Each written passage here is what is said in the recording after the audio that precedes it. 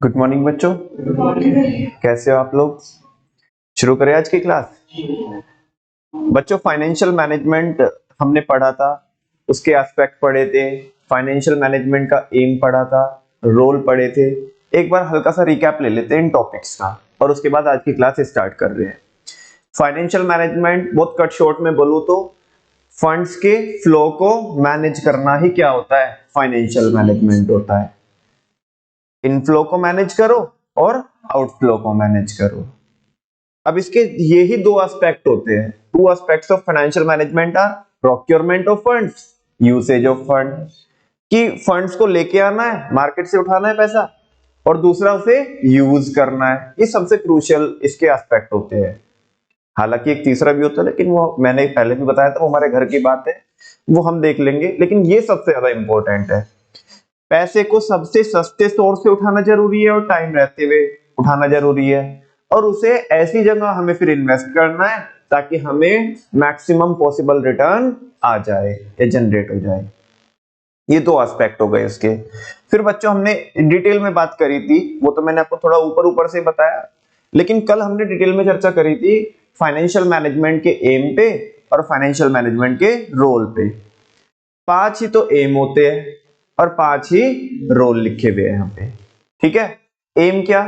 एक हमें क्या करना है? कॉस्ट को कम करना है, रिस्क को कंट्रोल में करना है, जो हमने इन्वेस्टमेंट करनी है वो इन्वेस्टमेंट एफिशिएंटली करनी है। दूसरा ये मेक श्योर करना है कि जितना पैसा चाहिए और जब चाहिए वो तब मिल जाए हमें। एंड लास्ट, फालतू पैसा हमारे पास ना पड़ा हो, बिकॉज जितना कम पैसा होता है, जितना कम पैसा होता है, अगर वो दिक्कत देता है तो अगर ज्यादा पैसा होगा तो वो उससे भी ज्यादा दिक्कत देगा। मतलब जितनी दिक्कत कम पैसे होने में है, समझ रहे हो आप? मेरे को रिक्वायरमेंट है 100 रुपए की, मेरे पास है कितने रुपए? 60 रुपए। तो जितनी दिक्कत ही 60 रुपए के होने में होगी ना, उतनी दिक्कत 150 को होने में होगी या उससे ज्यादा दिक्कत। क्यों? क्यों? बिकॉज अगर 60 रुपए मेरे पास है, मेरे को 100 रुपए की जरूरत है, तो बच्चों मेरा प्रोजेक्ट नहीं लग पाएगा। तो कम पैसा होना इसलिए दिक्कत है। और अगर 100 की जरूरत है और वो 150 हो जाए तो भी उससे ज्यादा दिक्कत है, बिकॉज कहीं से रिटर्न तो आ नहीं रही है, उल्टा क्या हो रहा है? कॉस्ट जा रही है घर से। बिकॉज उस पर क्या देना पड़ेगा आपको? ब्याज देना पड़ेगा। कॉस्ट आती है, जरूरी नहीं है कि ब्याज ही आए, वो डिविडेंड भी आ सकती है, कॉस्ट वो इंटरेस्ट भी आ सकती है, वो डिपेंड करता है कि आपने किस सोर्स से पैसा उठाया है। तो 5 तो ये एम हो गए फाइनेंशियल मैनेजमेंट के, जो कल हमने देखे थे बहुत डिटेल में। फिर हमने बच्चों क्या देखा था? रोल ऑफ फाइनेंशियल मैनेजमेंट, कि फाइनेंशियल मैनेजमेंट का रोल क्या होता है, और मैंने आपको एक फ्लो चार्ट से कराया था।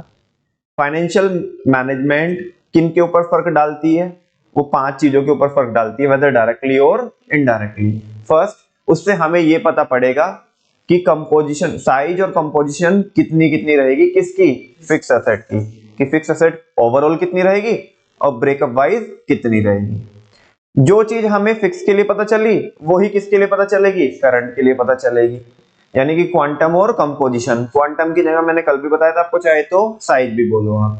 तो साइज और कंपोजिशन किसकी? करंट एसेट्स की। दूसरा, लॉन्ग टर्म डेट्स की, लॉन्ग टर्म डेट की अमाउंट कितनी रहेगी और शॉर्ट टर्म की कितनी रहेगी, वो आपको पता चलेगा। फिर आपको ये पता चलेगा कि लॉन्ग टर्म में भी डेट कितना और इक्विटी कितना।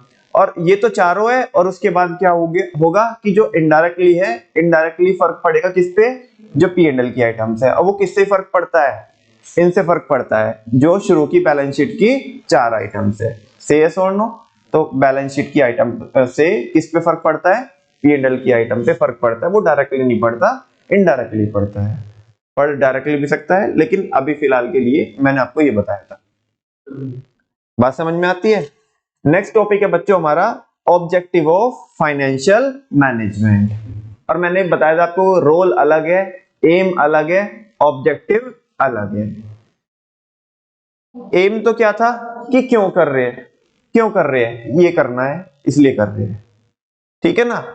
फिर उससे किसके ऊपर फर्क पड़ेगा? इन चीजों के ऊपर फर्क पड़ेगा। और फाइनली अचीव क्या होगा? ऑब्जेक्टिव ऑफ फाइनेंशियल मैनेजमेंट वो है, ठीक है ना? तो बच्चों, जो ऑब्जेक्टिव होता है किसका? फाइनेंशियल मैनेजमेंट का। जो किसका ऑब्जेक्टिव होता है? फाइनेंशियल मैनेजमेंट का जो ऑब्जेक्टिव होता है वो होता है wealth maximisation of the share holder. क्या होता है? अगर वो आपको पूछे what is the objective of financial management, तो फाइनेंशियल मैनेजमेंट का ऑब्जेक्टिव क्या होता है? To increase the wealth of equity share holders, यानी कि वेल्थ मैक्सिमाइजेशन। हम फाइनेंशियल मैनेजमेंट इसलिए करते हैं ताकि हम क्या कर सके? वेल्थ को मैक्सिमाइज कर सके, इंक्रीज कर सके।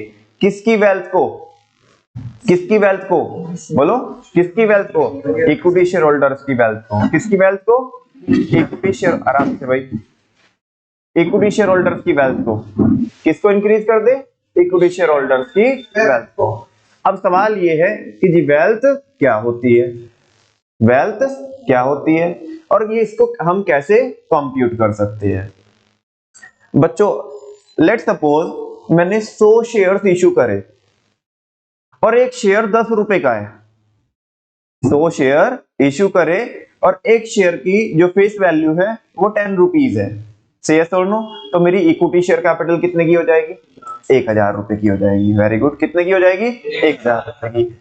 अब अगर मैं एक अच्छा फाइनेंशियल ऑफिसर हूं, एक अच्छा सीएफओ हूं, तो मेरी रिस्पॉन्सिबिलिटी ये बनती है, मैं फंड्स को इसलिए मैनेज करूंगा, मैं जितना भी फाइनेंशियल मैनेजमेंट करूंगा वो इसलिए करूंगा कि मैं अपने इक्विटी शेयर होल्डर्स की वेल्थ को क्या कर सकूं? इंक्रीज कर सकूं। क्या कर सकूं? इंक्रीज कर सकूं। अब ध्यान से देखना बच्चों, थोड़ा सा यहाँ पे जो कल देखा था हमने वो तो देख ही लिया था, लेकिन कुछ और बातें आज देखते हैं। यहाँ पे जो आपने इक्विटी शेयर कैपिटल निकाली वो होती है क्या? Number of shares into face value of shares. Face value of shares.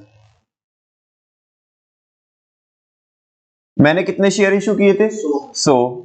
एक की फेस वैल्यू कितनी? तो इक्विटी शेयर कैपिटल कितने की हो गई? 1000 रुपए की हो गई। बात समझ में आती है? अब अगर बच्चों बात करें किसकी? वेल्थ की। किसकी बात करें? वेल्थ का मतलब अगर मैं हिंदी मीनिंग बताऊं तो संपत्ति। और हम जब ऑब्जेक्टिव की बात कर रहे हैं फाइनेंशियल मैनेजमेंट के, तो मैं बात कर रहा हूं कि हमें इक्विटी शेयर होल्डर्स की क्या करनी है? वेल्थ को मैक्सिमाइज करना है। क्या करना है? यानी कि उनकी संपत्ति को क्या करना है? मैक्सिमाइज करना है। आज के दिन उन्होंने कितने रुपए लगाए हमारे यहाँ पर, तो इसको मेरे को क्या करना है? इंक्रीज करना है। नमन भैया ये कैसे इंक्रीज होगी? बहुत सिंपल है, number of shares multiply by, बेटा फेस वैल्यू तो चेंज नहीं होगी, लेकिन जब जब भी मैं प्रॉफिट कमाऊंगा, जब जब भी मैं क्या करूंगा, तो जो शेयर का जो मार्केट प्राइस है वो बढ़ेगा, वो बढ़ेगा। तो अगर मैं नंबर ऑफ शेयर की मल्टीप्लाई किस में कर दूं? मार्केट प्राइस ऑफ शेयर में कर दूं, एमपीएस में, मार्केट प्राइस ऑफ शेयर, तो बच्चों ये वेल्थ आ जाएगी। क्या आ जाएगी? आपने मेरी कंपनी में 100 शेयर खरीदे थे 10 रुपए की फेस वैल्यू पे शुरुआत में। अब 1 साल हो गया, हमने मतलब हमारी कंपनी में भयंकर प्रॉफिट आया, क्योंकि हमारा जो सीएफओ था वो बहुत जबरदस्त था।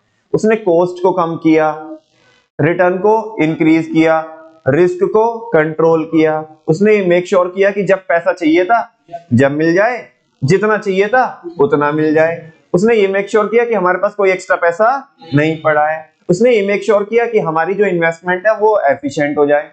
ये सारे काम किए उसने, ये सारे काम किए जो मैंने कल पढ़ाया था आपको बहुत डिटेल में, ठीक है ना। ये सारे काम किए उसने कि फाइनेंशियल मैनेजमेंट का जो एम में देख रहे थे हम, वो सारे काम किए उसने।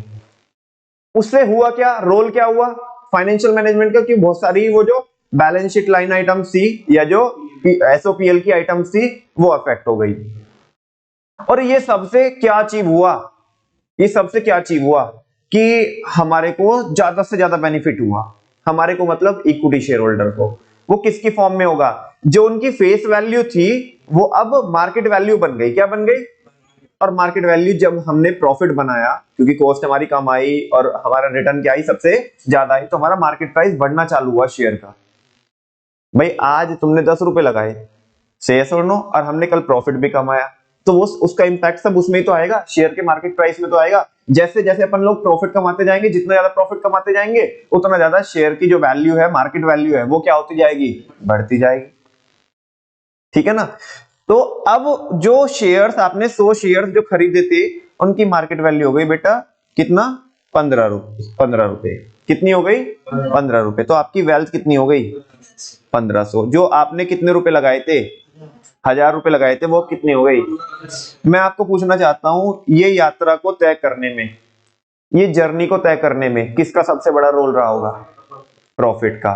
वो प्रॉफिट किसने जनरेट कराया होगा, वेरी गुड, सीएफओ ने। किसने जनरेट कराया होगा, बिकॉज उसने ही पूरे फंड्स को क्या किए होंगे, मैनेज किए होंगे।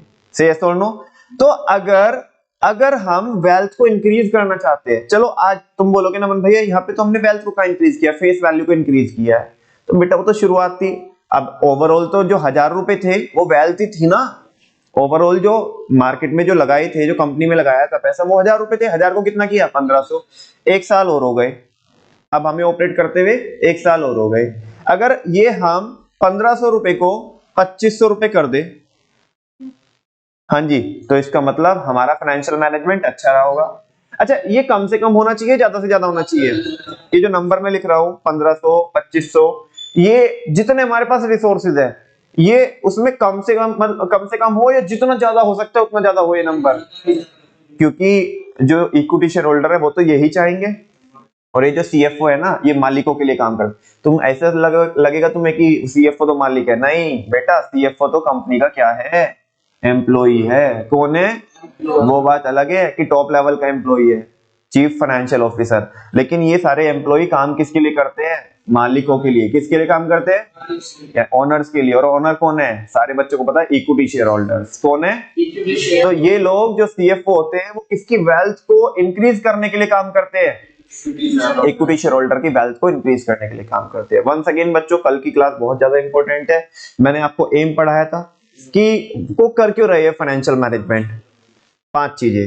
फिर उसका रोल क्या है फाइनेंशियल मैनेजमेंट का, वो किसको इंपैक्ट करेगी, उन 5 चीजों को इंपैक्ट करेगी। ठीक है ना, 4 बैलेंस शीट की, एक पी&एल की, बहुत डिटेल में बताया था। और इन सबसे हो ही क्या जाएगा, वेल्थ इंक्रीज होगी। क्या होगी, अगर हम एफिशिएंटली करेंगे तो वेल्थ इंक्रीज होगी। और अगर हमारे जो डिसीजन मेकिंग थी वो वाहियात डिसीजन मेकिंग हुई हमारी, तो ये वेल्थ 1500 से 2500 होने के बजाय 1500 से 1200 रह जाएगी, 1200 से 800 रह जाएगी। मतलब कोई भी कंपनी के शेयर होल्डर ये चाहेंगे कि उनकी वेल्थ डिक्रीज हो। वो क्या चाहेंगे हमेशा, हमारी वेल्थ क्या हो, इंक्रीज। और वेल्थ कब ही इंक्रीज हो सकती है, हाँ, जब हमने अपने फंड्स को क्या किया होगा, मैनेज किया। तो ऑब्जेक्टिव क्या है फाइनेंशियल मैनेजमेंट का, to increase the wealth of equity share holders, to increase the wealth of equity share holders. सवाल अगर आपको ये पूछा जाए, how wealth of equity share holders can be computed, then what is the formula. अगर 1 mark का question हो तो wealth of equity share holder is equal to number of shares multiplied by market price of shares, not face value of shares, market price. Because face value तो बेटा through out the life क्या रहेगी, same रहेगी। क्या रहेगी, same रहेगी। बात समझ में आ रही ना, ठीक है। लेकिन चेंज क्या होती है, चेंज क्या होती है, जो मार्केट वैल्यू होती है, जो मार्केट प्राइस होता है। बात समझ में आ रही है ना। फेस वैल्यू तो पूरे लाइफ टाइम कंपनी की क्या रहेगी, शेयर की सेम रहेगी, जब तक आपने उसे ब्रेक ना किया हो, जब तक आपने उसे इंटेंशनली ब्रेक ना किया हो फेस वैल्यू को। ठीक है ना। अदरवाइज चेंज तो केवल कौन ही होती है, मार्केट वैल्यू, यानी कि मार्केट प्राइस। और जो चेंज हो सकती है उसी को तो बढ़ाना है या उसे घटाना है। तो अल्टीमेटली मुझे बताओ, वेल्थ किसके ऊपर डिपेंड करती है, वेल्थ किसके ऊपर डिपेंड करती है। ये फॉर्मूला देख रहे हो आप सामने, ये इसमें वेल्थ बढ़ेगी या नहीं बढ़ेगी किसके ऊपर डिपेंड कर रहा है, वेरी गुड, मार्केट प्राइस के ऊपर। Because number of share change होने वाले नहीं है, और हमें इसको इंक्रीज करना है वेल्थ को। तो ये कैसे इंक्रीज होएगी, जब ये एमपीएस क्या होएगा, बढ़ेगा। बात समझ में आ रही है। और सीएफओ को काम एमपीएस को ही बढ़ाना है। एमपीएस को बढ़ा दिया ना, तो समझो शेयर होल्डर की क्या बढ़ जाएगी, वेल्थ बढ़ जाएगी। और जितने भी कार्यक्रम करेगा वो सब इसलिए करेगा अल्टीमेटली। बात समझ में आती है। नोट करने का क्या आपको, जल्दी करो।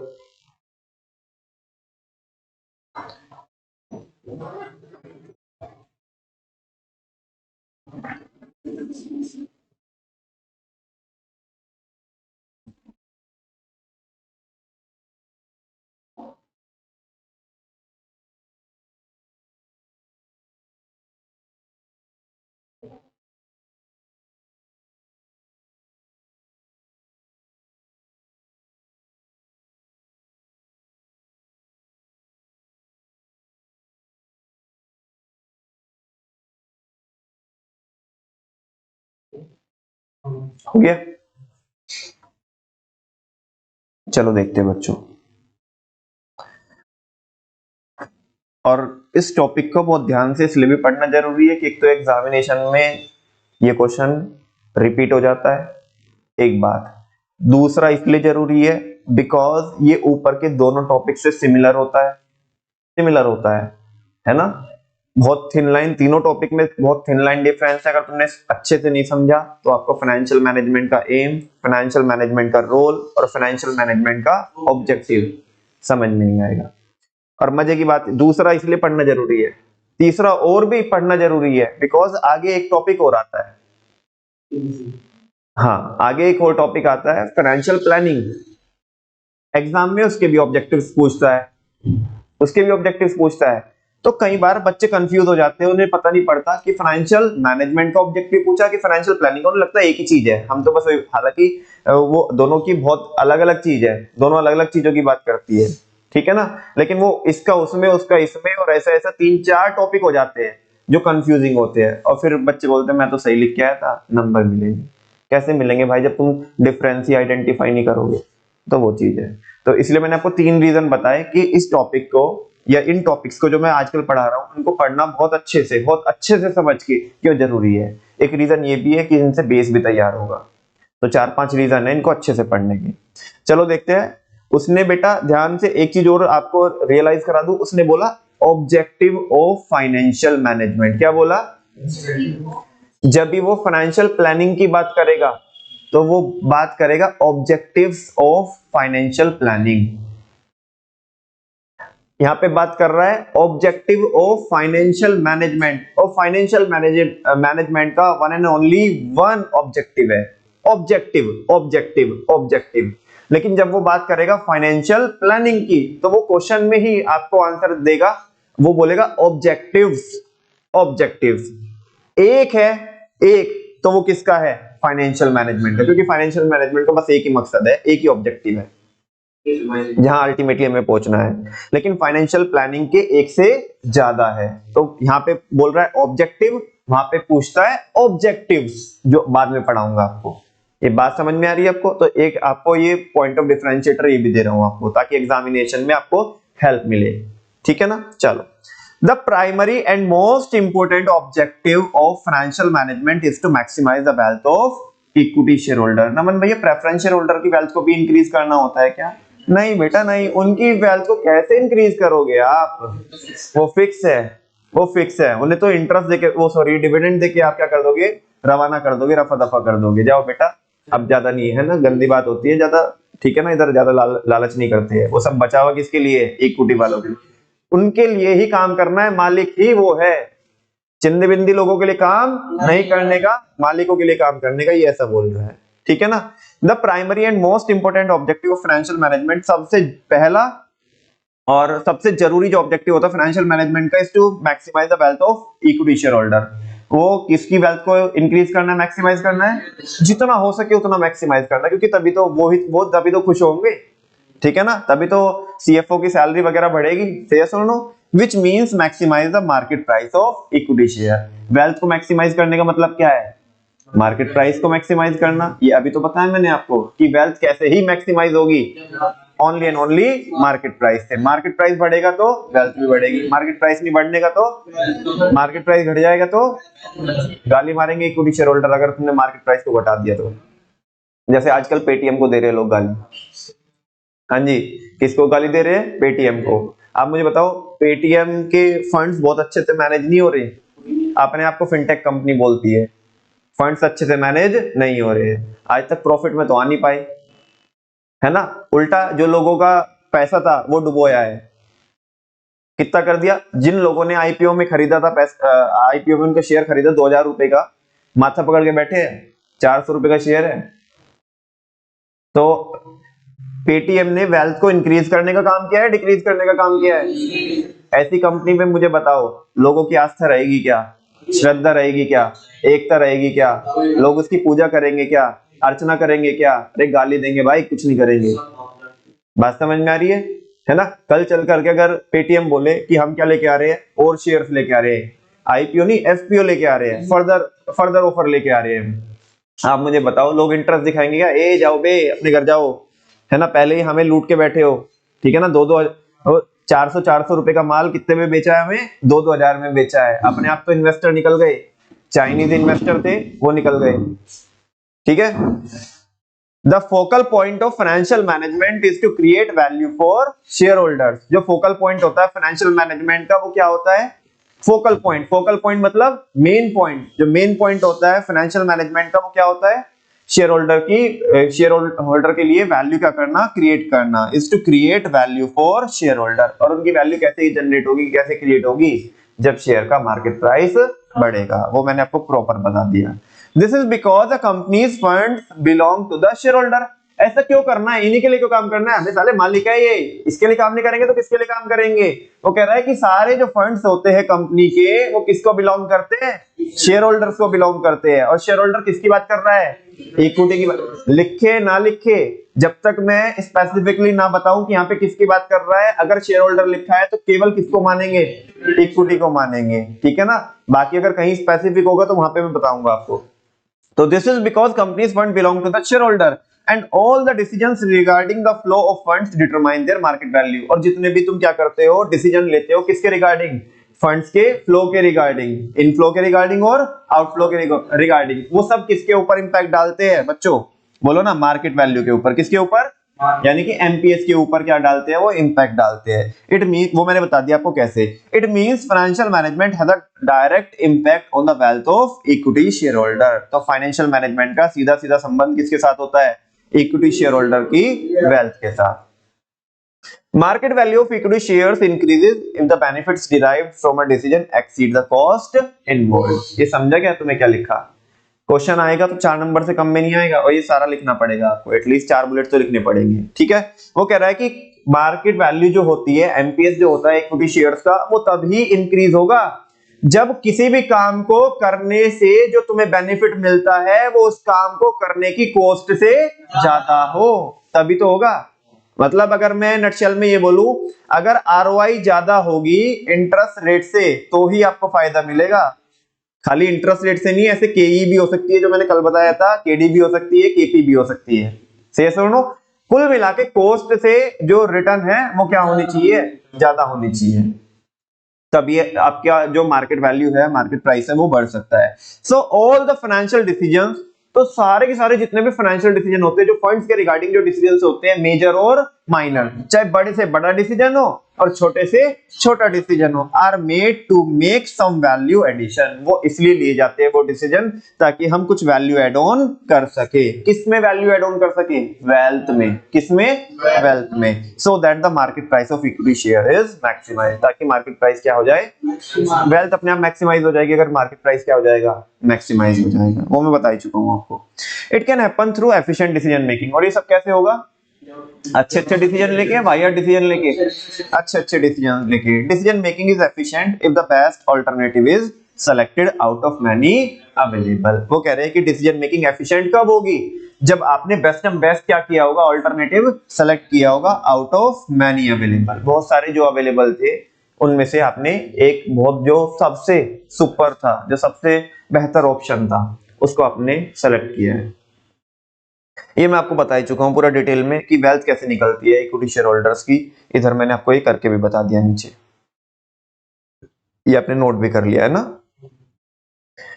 आगे चल सकते हैं। कैसे निकालते बच्चों वेल्थ? हाँ जी, number of share multiply by market price of equity share, ठीक है ना। चलो नेक्स्ट है बच्चों, अब आते हैं मुद्दे की बात पे। अभी तक जितनी भी हमारी क्लास लगी, आई थिंक तीसरी क्लास है ना हमारी।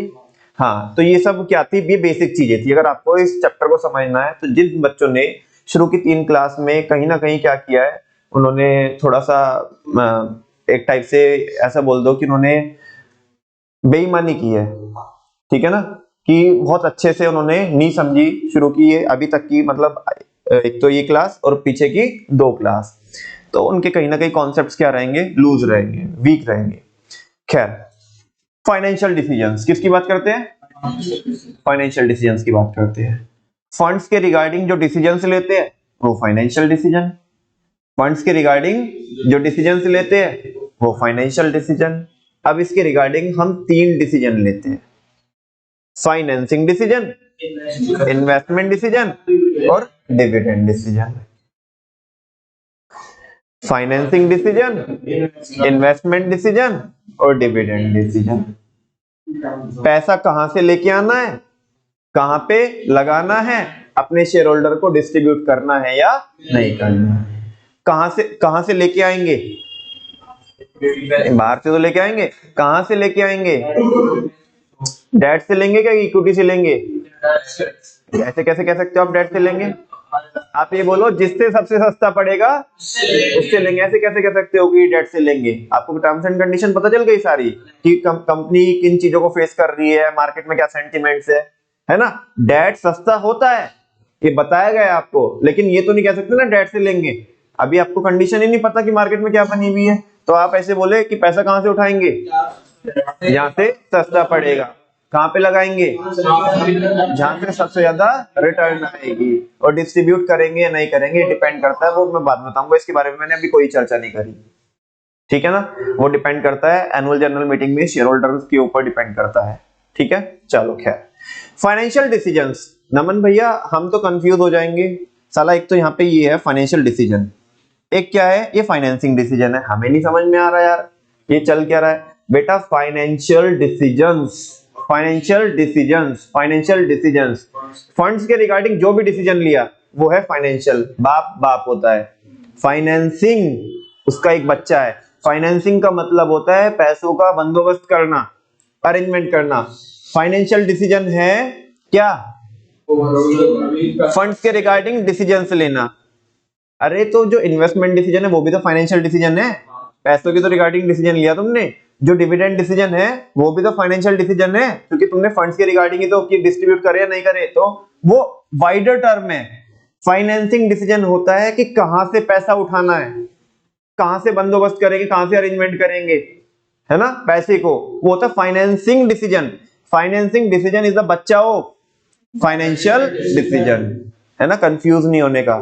कभी उधर उसको लिख के आओ फाइनेंसिंग डिसीजन 3 टाइप के होते हैं, एग्जामिनर भी देख के चौंक जाए, ठीक है ना, कि ये हुआ क्या, फाइनेंसिंग डिसीजन के कब 3 बच्चे हुए, वो तो इकला था, ठीक है ना। वैसा नहीं करने का, फाइनेंशियल के बच्चे हैं, किसके बच्चे हैं, financial decisions refer to the decision related to the financial matters of the business firm.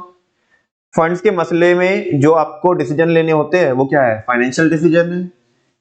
जो आपने अपनी फर्म के फाइनेंशियल मैटर्स के रिगार्डिंग क्या लिए डिसीजन, जहां पे भी पैसा इन्वॉल्व है उसके बारे में तुम कोई भी डिसीजन ले रहे हो, फाइनेंशियल डिसीजन। अब वो डिफरेंट टाइप के होते हैं, इसके 3 बच्चे। जैसे फाइनेंसिंग, जहां पे केवल पैसे को उठाने की बात कर रहे हैं तो फाइनेंसिंग, पैसे को लगाने की बात कर रहे हैं तो इन्वेस्टमेंट, उसको डिस्ट्रीब्यूट करे या नहीं करे उसकी बात कर रहे हैं तो dividend decision. There are various financial decisions, कह रहे काफी सारे होते हैं, that the firm make to maximise the wealth of shareholder. जो फर्म लेती है डिसीजन ताकि क्या कर सके, वो अपने शेयर होल्डर की वेल्थ को मैक्सिमाइज कर सके, जो इसके ऊपर वाला टॉपिक पढ़ा है अभी। ये भी तो हम क्यों ही कर रहे हैं, ताकि अल्टीमेटली क्या अचीव हो जाए, वेल्थ इंक्रीज हो जाए, हमारा ऑब्जेक्टिव फाइनेंशियल मैनेजमेंट का अचीव हो जाए, ठीक है ना। लेकिन फिर बोल रहा है यहाँ पे बहुत सारे डिसीजन लेती है, लेकिन उनमें से ब्रॉडली जो उनको हम 3 पार्ट में डिवाइड कर सकते हैं, फाइनेंसिंग डिसीजन, इन्वेस्टमेंट डिसीजन और डिविडेंड डिसीजन। बात करते किसकी, फाइनेंसिंग डिसीजन की। Financing decision is related to the determination of the source of finance. मेरे को समझा सकते हो ये क्या है? हाँ जी, financing decision is related to the determination of the source of finance, ये मेन शब्द है।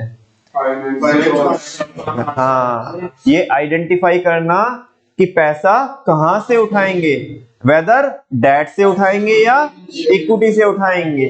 डेट में भी बैंक से लॉन्ग टर्म लोन लेंगे या डिवेंचर इशू करेंगे, बात समझ में आ रही, बैंक से लोन लेंगे या डिवेंचर इशू करेंगे, या हमारी रिक्वायरमेंट कैसी है उसके अकॉर्डिंग शॉर्ट टर्म से पैसा उठाना है या नहीं, वो सारी चीजें है, ठीक है ना। तो फाइनेंसिंग डिसीजन में क्या होता है, वो रिलेट करता है किससे, to the determination of the source of finance, कि कहां से पैसा उठाना है।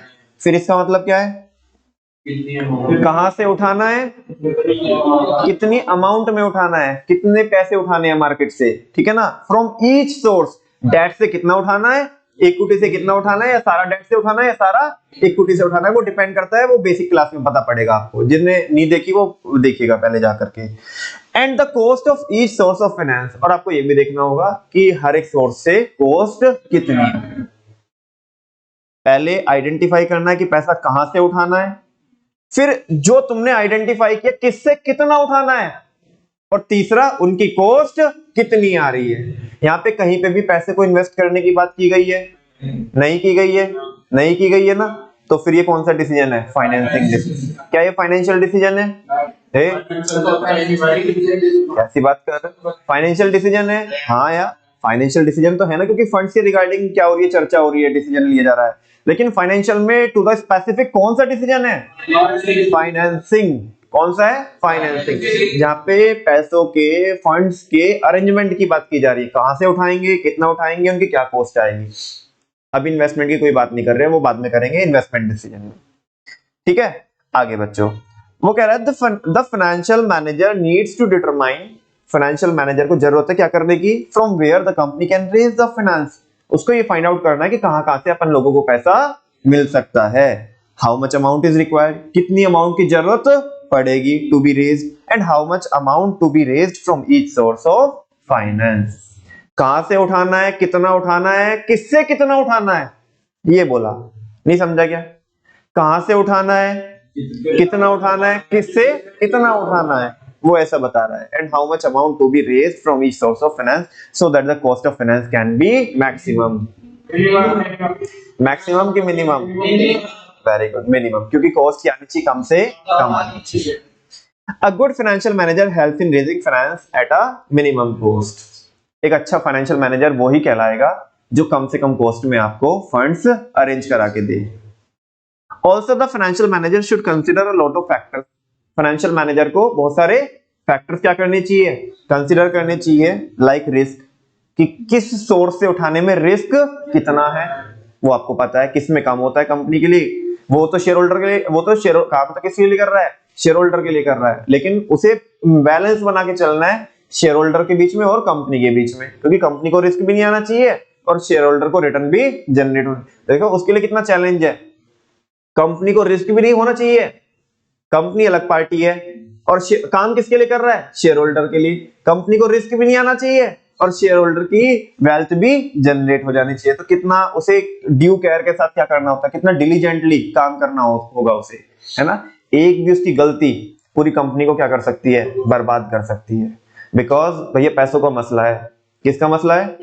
और जो इसमें भी जो डिसीजंस ले जाते हैं ये इरिवर्सिबल डिसीजंस होते हैं बच्चों। कैसे होते हैं? एक बार डिसीजन ले लिया ना, पीछे मुड़ने का कोई स्कोप नहीं होता, बैक गियर का कोई स्कोप नहीं होता। तुमने एक बार क्या किया, तुमने डिसाइड कर लिया इक्विटी से पैसा उठाना है। किससे उठाना है? मार्केट में आईपीओ आ गया, बीच में बोलने लगे हम नहीं लेके आ रहे आईपीओ, हम तो इसे रोक रहे हैं, बीच में ड्रॉप कर रहे हैं, छोड़ रहे हैं। अरे पागल, दिमाग खराब हो गया कि बर्बाद हो, बर्बाद वैसे ही तुम पहले ही बर्बाद हो, पैसा नहीं है तुम्हारे पास, उल्टा और काम भी ऐसे कर रहे हो कि तुम्हें मार्केट में कोई कभी पूछेगा भी नहीं, है ना। कहीं पे तुमने इन्वेस्ट करना है पैसा, क्या करना है? कॉन्ट्रैक्ट कर लिया, एडवांस दे दिया, 500 करोड़ का प्लांट लगना था, 100 करोड़ रुपए एडवांस दे दिए, 100 करोड़ रुपए एडवांस देके बोल रहे हो अब तो ये प्लांट नहीं लगा सकते, ये मन चेंज हो गया, दूसरा प्लांट लगाएंगे।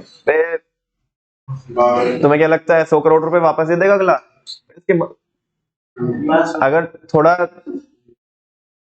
कुछ भी मतलब ऐसे बिजनेस में ऐसा होना नहीं चाहिए कि बिजनेस में तुम इमोशंस पे वो करो, काम करो, खासकर पैसों को लेकर के, ठीक है ना। बिजनेस बिजनेस के तरीके से ही होता है, ठीक है ना। दिल बहुत ही साफ होगा, बहुत ही अच्छा होगा तो पैसा वापस कर देगा, अदरवाइज तो कोई नहीं पैसा वापस करेगा, ठीक है ना। तो ये इरिवर्सिबल डिसीजन होता है, एक बार जो कदम उठाया तो उठाया, फिर अब पीछे जाने का कोई क्या नहीं है, स्कोप नहीं होता। तो इसलिए आपको डिलीजेंटली क्या करना होता है? काम करना होता है। एक जो सीएफओ की जॉब होती है ऐसे नहीं है कि बचकानी हरकतें कुछ भी कर देगा, ठीक है। तो कह रहे हैं कि उसे रिस्क देखना पड़ेगा, टैक्स रेट देखना पड़ेगा। क्या देखना पड़ेगा? अब ये सारी चीजें आएगी, है ना, आगे ये पढ़ाऊंगा बहुत डिटेल, अभी तो ये ऊपर ऊपर, हालांकि हल्का सा फर्क आपको मतलब पता चल रहा होगा आपको ऐसे देखने में कि हाँ टैक्स रेट से भी फर्क पड़ता है कि किस सोर्स से पैसा उठाएंगे। भाई अगर टैक्स रेट ज्यादा होगा क्या होगा? तो हम फिर डेट को प्रेफर करेंगे। क्यों करेंगे डेट को प्रेफर? बताना। बिकॉज उसमें जब इंटरेस्ट आएगा तो उससे ज्यादा क्या होगी, सेविंग होगी, और जब ज्यादा सेविंग होगी तो वही तो हमारे लिए फायदेमंद है, ठीक है ना। बिल्कुल। आगे बोल रहे कॉस्ट ऑफ इशूइंग सिक्योरिटीज, इसको बोलते हैं फ्लोटेशन कॉस्ट, अभी बाद में बताऊंगा, अभी समझ में नहीं आएगा आपको। मतलब ये जो बुलेट है ना बच्चों, मैं तो ये कह रहा हूं कि इसे होल्ड पे रख लो, बस ये नाम सुनने के लिए सुन लो, क्योंकि अभी मैं इधर बोलूंगा फिर प्रॉपर प्रॉपर इसका एक बहुत लंबा चौड़ा टॉपिक है, अननेसेसरी रिपीटेशन होगा, तो जान दो जब वो टॉपिक आएगा उसे पूरा पढ़ा करके वापस से इस वाले पे लेके आऊंगा आपको, ठीक है ना। बाई चांस ऐसा हो कि मेरे को याद ना आए तो मेरे को याद दिला देना कि एक बार ऊपर आने का एक पॉइंट हमने होल्ड पे रखा है, तो इसको जाके फिर मैं आपको टैली कराऊंगा, आप बोलोगे कुछ नहीं है तो फालतू का पॉइंट है, वो हमने नीचे बहुत डिटेल में देखा है, ठीक है ना। आगे कह रहा है funds will be raised from that source of finance which provides maximum benefit in respect of cost risk etcetera, पैसा उस सोर्स से उठाया जाएगा जहां से सबसे ज्यादा रिटर्न आएगी, सबसे कम कॉस्ट आएगी, और रिस्क भी क्या रहेगा, कम रहेगा, ठीक है ना। या आप अगर इसमें से तीन में से अगर दो ही बोलना चाहो तो दो बहुत अप्रोप्रिएटली ऐसा बोल सकते हो कि वहां से पैसा उठाएंगे जहां से कॉस्ट सबसे कम आएगी और रिस्क भी सबसे कम होगा, ठीक है ना। रिटर्न की बात क्योंकि हम उसमें करते हैं, इन्वेस्टमेंट में करते हैं। The main source of finance are shareholders funds, जिसको ओनर्स फंड बोलते हैं, और दूसरा अब वो बता रहा है आपको कि जो पैसा उठा सकते हो कहां कहां से उठा सकते हो, उसके दो सोर्स होते हैं, शेयर होल्डर फंड और बोरोड फंड। कोई बात है क्या, आज पढ़ रहे हैं हम, वो बेसिक में ही देख चुके हैं, ठीक है ना। अब दिक्कत नहीं आएगी इसको पढ़ने में। देखो अब बहुत ज्यादा यहाँ पे डिस्कशन भी नहीं है, अगर आपको बहुत ज्यादा डिटेल में पढ़ना है तो बच्चे लोगों क्लास 11 की बिजनेस स्टडीज में जाइएगा, इनके बारे में और बहुत डिटेल चर्चा है वहां पे बेसिक, ये तो उसके आगे की कहानी है ना। तुम्हें लगता होगा कि ये जो चैप्टर चालू हुआ है वो यहीं से चालू हुआ है, इसके बैकएंड में तो इतना ही बड़ा चैप्टर है 11th क्लास में है, जहां पे आपको बैकएंड की कहानी पता चलती है, जहां पे आपको ये सिखाया जाता है प्रेफरेंस शेयर्स क्या होते हैं, इक्विटी शेयर्स क्या होते हैं, शेयर्स क्या होते हैं, डेट क्या होता है ना, रिजर्व्स एंड सरप्लस क्या होते हैं, और उनके फायदे नुकसान, है ना, उनके टाइप्स, वो सारी चीजें वहां पे पढ़ाई जाती है, तो उसके आगे की कहानी है, ठीक है। खैर फिर भी हल्का सा डिस्कशन मैंने यहाँ पे इनकॉर्पोरेट किया है, देख लेते हैं। Owner's fund it consist of equity share capital and retained earning. देखो अगर ऐसे ही उतारना चाहो तो कोई दिक्कत वाली बात नहीं है, इंग्लिश की हिंदी हो जाएगी, लेकिन प्रॉपर समझोगे। ओनर्स फंड मैंने आपको बताया था कि जो कंपनी ने पैसा रोक के भी रख लिया ना, वो भी किसका ही है, शेयर होल्डर का ही है, और देखो वही तो लिखा है यहाँ पे। ओनर फंड में क्या आता है, इक्विटी में क्या आता है, देखो इक्विटी शेयर कैपिटल बेटा अलग होती है, इक्विटी अलग होती है। मुझे नहीं पता आप कितना समझ रहे हो या कितना, वैसे तो मुझे नहीं समझाना चाहिए, ये अकाउंट्स वालों का काम है, ये आपको पता होना चाहिए, लेकिन फिर भी मैं मेरी क्लास को मतलब ऐसा प्रॉपर करने के लिए मैं आपको बता रहा हूँ, इक्विटी शेयर कैपिटल अलग होती है, इक्विटी अलग होती है, equity is a wider term, equity includes reserves and surplus, माने वो जो नीचे जितने भी सारे जनरल रिजर्व्स होते हैं आपके, पीएनएल का क्या होता है, क्रेडिट बैलेंस होता है आपके, जो बाकी दो और दूसरे, there are so many types of reserve, है ना, डीआरआर होता है, सीआरआर होता है ना, रिवैल्यूएशन रिजर्व होता है, जनरल रिजर्व होता है, वो मैं उनकी चर्चा नहीं कर रहा हूँ, उतना डिटेल में नहीं जा रहा हूं मैं, लेकिन जो रिजर्व्स होते हैं वो रिजर्व्स भी किसका पार्ट होते हैं, इक्विटी का पार्ट होता है, इक्विटी शेयर कैपिटल का नहीं, इक्विटी शेयर कैपिटल अलग होती है, रिजर्व्स अलग होते हैं, दोनों का कॉम्बिनेशन इक्विटी होती है, बिकॉज वो हेडिंग देखो तुम, इक्विटी एंड लायबिलिटीज लिखते हो, क्या लिखते हो, इक्विटी एंड लायबिलिटीज, ठीक है ना। तो कौन वाइडर टर्म हुई, इक्विटी का equity share capital, equity is a wider term and equity share capital is the part of equity, है ना। और इक्विटी के दो बच्चे होते हैं, एक तो इक्विटी शेयर कैपिटल और रिटेन्ड अर्निंग। रिटेन्ड अर्निंग का मतलब बच्चों क्या है, रिजर्व्स एंड सरप्लस, और ये हो गई आपकी इक्विटी शेयर कैपिटल, और ये दोनों किसके बच्चे हैं, इक्विटी के बच्चे। दूसरा है बोरोड फंड, जिसको हम डेट बोलते हैं। These are those funds whose repayment of the principal amount as well as interest is the obligation of the organization, जिसका पैसा भी रीपे करना है प्रिंसिपल अमाउंट का, साथ में क्या भी देना है, ब्याज भी देना है, ये दोनों को, एक को रीपे करना है, एक को पे करना है, और ये लायबिलिटी है किसके ऊपर, ऑर्गेनाइजेशन के ऊपर, कि तुम्हें रीपे करना है और उसका ब्याज भी देना है, ये पैसा हमारा नहीं है, जबकि उसमें ऐसी कोई रीपेमेंट की ऑब्लिगेशन नहीं होती, वो तो केवल कब वापस करना होता है हमें, जब कंपनी लिक्विडेट हो रही होती है, वाइंड अप हो रही होती है कंपनी, और वो भी तब देंगे अगर बचा तो, और डिविडेंड की कोई ऐसा क्या नहीं रहती, कंपल्सन नहीं रहता, वो डिपेंड करता है बहुत सारे फैक्टर के ऊपर, वो आगे आपको पता चल जाएगा कि हम डिविडेंड बांटेंगे नहीं बांटेंगे, वो किन चीजों पर डिपेंड करता है। For example funds raised from debentures, जैसे पैसा आपने किससे उठाया, डिबेंचर से उठाया, तो वो क्या है, डेट है। और अदर फॉर्म ऑफ डेट, या कोई भी दूसरे प्रकार का कोई आपने डेट उठाया, लाइक बैंक लोन, बैंक से क्या लिया है, लोन लिया, तो ये इक्विटी नहीं है, ये क्या है, डेट है, बोरोड फंड है।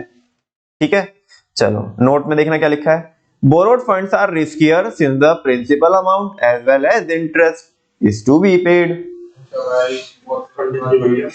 हाँ जी, वो पढ़ा चुके हैं ना पंडित जी हम, तो अब तो ऐसा बोल ही सकते हैं ना, ये तो फर्स्ट क्लास में बताया था आपको।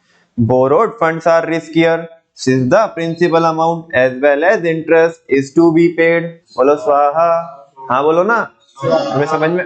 अभी देखो, अभी नहीं पढ़ाऊंगा, पहले करा चुका हूँ। वो क्लास बेसिक इसलिए लगाई थी बिकॉज यहाँ पे दिक्कत ना आए, क्योंकि अब बार बार बीच बीच में रोक के मैं किसी एक अलग ही कॉन्सेप्ट में निकल जाऊं तो उससे क्लास डिस्टर्ब होती है। तो जो बेसिक जो चीजें हैं वो पहले बता दीजिएगा, तो यहाँ पे समझ में आ जाइए। अभी नहीं समझ में आता तो भाई मेरी गलती नहीं है, तुमने अच्छे से वो चीजें कवर अप नहीं करी, ठीक है ना। On the other hand, owners fund are less risky as there is no such commitment regarding the payment of dividend or repayment of capital. स्वाहा, समझ में आती कि नहीं आती है बातें? कोई डाउट है किसी को इसमें? नहीं नहीं, तुम बोल दो, आज बोल दो तुम्हें डाउट है। नहीं, तुम बोल के तो दिखाओ इसमें डाउट है। Borrowed funds are considered as the cheapest source of finance, as interest on borrowed funds saves the tax, whereas owner's fund is the costliest source of finance. स्वाहा। हाँ जी, बात समझ में आती कि नहीं आती है? ये समझा कि नहीं समझा? नहीं, एक बार और क्या हो तो गया। कौन से वाला? दोबारा समझाने का, नीचे वाला? अच्छा, दोबारा पढ़ाने का? नहीं, आगे बहुत ऐसे आएंगे, मैंने एक चीज एक ही बार ली है ना, तो इस बार तो एक ही बार। हाँ जी, तो सुनो, जो बोरोड फंड्स होते हैं वो चीपेस्ट होते हैं, पता है हमें। अभी देखो, अभी अगर मैं से बोलता हूँ ना किसी भी बच्चे को, आगे ऐसे बोल के निकल जाता हूँ, क्योंकि ये क्या करता है, जो बोरोड फंड होते हैं, जो इंटरेस्ट होता है वो क्या टैक्स क्या करता है, टैक्स सेव करता है। अभी पूरा करके दिखाया भाई, पूरा 2.25 घंटे क्लास इसी पे लगाई थी। अभी रुक के नहीं लगाऊंगा वापस से, ठीक है ना। अभी तो समझ में आता है ना कि कैसे करता है टैक्स सेव, बिकॉज इंटरेस्ट क्या होता है, चार्ज अगेंस्ट प्रॉफिट होता है। अब जो मैं बोल रहा हूँ उन्हें समझ में आ रहा होगा, देखिए क्लास, ठीक है ना। वो चार्ज अगेंस्ट प्रॉफिट होता है, और वो किस में से दिया जाता है, बिफोर टैक्स प्रॉफिट में से दिया जाता है, तो फिर वो टैक्स की सेविंग करता है। जबकि डिविडेंड क्या होता है, अप्रोप्रिएशन ऑफ प्रॉफिट होता है, वो आफ्टर टैक्स प्रॉफिट में दी जाता है, और वो कोई टैक्स की सेविंग नहीं करता। प्रॉपर ईबीआईटी, ईपीएस एनालिसिस और आरओआई एनालिसिस से हमने करके देखा था, ठीक है। चलो बच्चों, अब पैसा किससे उठाएंगे, डेट से उठाएंगे या इक्विटी से उठाएंगे, ये कैसे डिसाइड करें? ये बहुत सारे फैक्टर्स के ऊपर क्या करता है, डिपेंड करता है, और वही फैक्टर्स हमें पढ़ने हैं। Factors affecting financing decisions. बोलो, फैक्टर्स अफेक्टिंग फाइनेंसिंग डिसीजंस। पहला पढ़ के देख सकते हो आप? हाँ जी,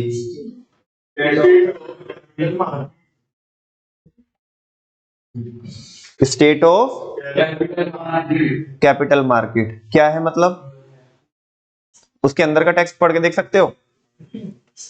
हाँ जी, स्टेट ऑफ कैपिटल मार्केट।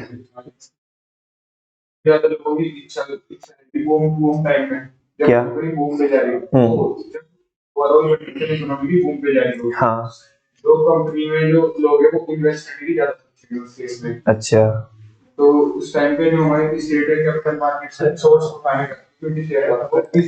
चलो, काफी सही बोल रहे हैं। सुनो भाई बच्चों, बच्चों इधर देखो ना आप। हाँ जी, state of capital market. State of capital market का मतलब है कि कैपिटल मार्केट माने शेयर मार्केट। अभी मैंने बताया शेयर मार्केट क्या होती है, लेकिन आपको हल्का सा फील तो आ ही रहा होगा, बस वो फील गुड फैक्टर तो आ रहा होगा कि हाँ कुछ तो होती है शेयर मार्केट, ठीक है ना। वो क्या होती है वो तो अगले वाले चैप्टर में देखेंगे, लेकिन फिलहाल बात कर रहे हैं कि शेयर मार्केट की स्थिति क्या चल रही है।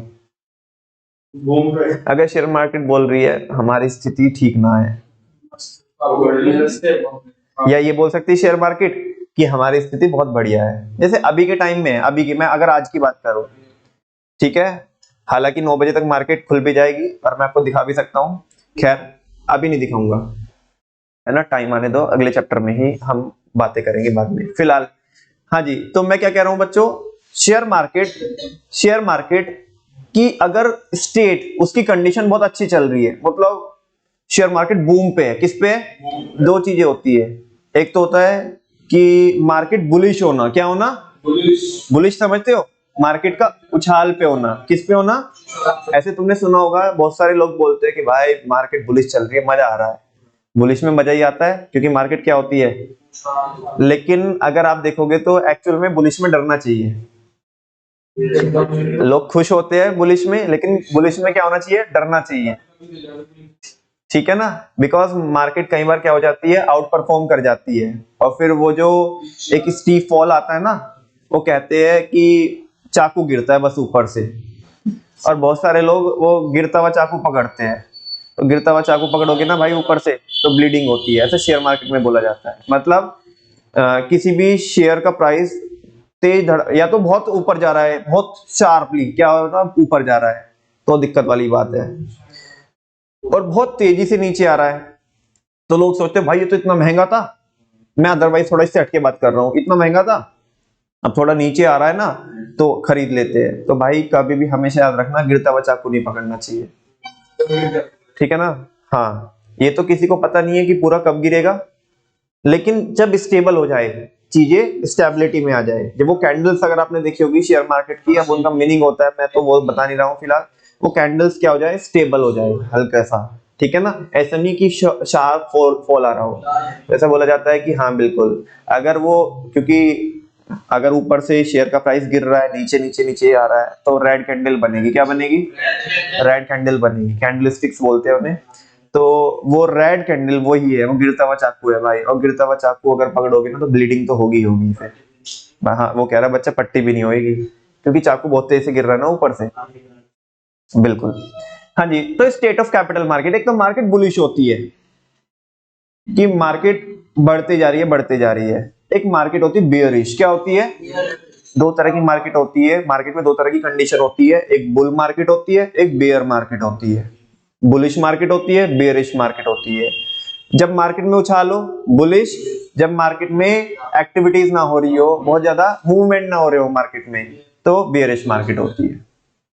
जैसे मान लिया अभी क्या करा दो, किसी कंट्री में, दो कंट्री में क्या हो जाए, आपस में वॉर हो जाए, है ना? तो उतनी बेचारों की उनकी पूरी इकोनॉमी भी नहीं रहती जितनी हमारी एक दिन में गिर जाती है।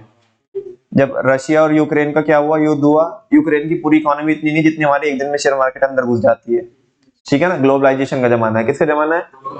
खैर, हाँ जी, कम टू द पॉइंट, मुद्दे की बात पे आते हैं। ये उधर उधर की बातें हैं जो शायद आपको फैस्किनेट भी कर सकती है, शायद इंटरेस्ट भी जनरेट कर सकती है, ताकि वो एक हेल्दी डिस्कशन बना रहे, लेकिन उसके बीच बीच में मैं आपको मेरा जो कॉन्सेप्ट है, जो मेरे को समझाना है, वो मैं आपको सर्व कर दूंगा। जब मार्केट बुलिश फेज में होती है, उछाल में होती है, हर एक बंदा ज्यादा पैसा कमाना चाहता है, हर एक बंदा ज्यादा पैसा कमाना चाहता है, उसे लगता है भाई मार्केट अब उछाल पे है, अब बनेगा पैसा, अब बनेगा पैसा। मैं आपको पूछना चाहता हूं, आप ही वो इन्वेस्टर हो भाई, आप ही तो लोग हो जो पैसा कमाना चाहते हो। आप मुझे बताओ, जब मार्केट बुलिश पे होगी तो आप कौन से सोर्स में पैसा लगाना चाहोगे, डेट में या इक्विटी में? अपने पॉइंट ऑफ व्यू, मेरे पॉइंट ऑफ व्यू से मत बताना, मैं कंपनी हूं, तुम इन्वेस्टर हो, तुम अपने पॉइंट ऑफ व्यू से बताना। हाँ जी, जब मार्केट बढ़ते जा रही हो बढ़ते जा रही हो बढ़ते जा रही हो, चलो मैं आपको थोड़ा और क्लैरिफाई कर देता हूँ। आप मेरे पास ऐसे शक की निगाहों से देख रहे हैं कि मैं क्वेश्चन भी समझ में नहीं आया है, ये पूछना क्या चाहते हो आप? एक डाटा है, एक इक्विटी है, तुम्हारे पास पैसा पड़ा हुआ है, 10 लाख रुपए पड़े हुए हैं, मेरी कंपनी है, मार्केट बुलिश पे है, मेरी कंपनी का शेयर प्राइस क्या होता जा रहा है, बढ़ता जा रहा है बढ़ता जा रहा है बढ़ता जा रहा है। 10 रुपए का शेयर, जैसे मैं अभी बताऊं बच्चों, IRSC करके एक शेयर था, मैं जस्ट ये जो मैं बता रहा हूँ आपको एजुकेशनल पर्पज से बता रहा हूँ, मैं कोई SEBI रजिस्टर्ड में क्या नहीं हूँ, कोई रिसर्च एनालिस्ट नहीं हूँ, कुछ नहीं हूँ, मैं जस्ट ये बता रहा हूँ आपको, किसके लिए? नॉलेज के लिए बस, ठीक है ना, सीखने के लिए, बाकी मेरी कोई इंटेंशन नहीं है, ना ही कि मेरी कोई किसी भी तरह की रिकमेंडेशन है। एक IRSC एक रेलवे का शेयर है, ठीक है ना? 3 साल पहले आई थिंक मैंने उसे खरीदा था, और कोई तो ये 18-19 रुपए का खरीदा था। कितने का खरीदा? 18-19 रुपए का खरीदा था। आज के टाइम में वो शेयर 182 को क्रॉस किया है, और एक अच्छी खासी क्वांटिटी मेरे पास उसकी थी, मतलब जिसे कहते हैं बहुत अच्छी क्वांटिटी, ठीक है ना। तो उसमें मैंने पैसा कितना किया है, अराउंड 7 टाइम्स किया है 3 साल में। कितना किया है? 700% की रिटर्न, अराउंड अराउंड 700 लगभग ऐसे ही होगा, थोड़ा बहुत ऊपर नीचे।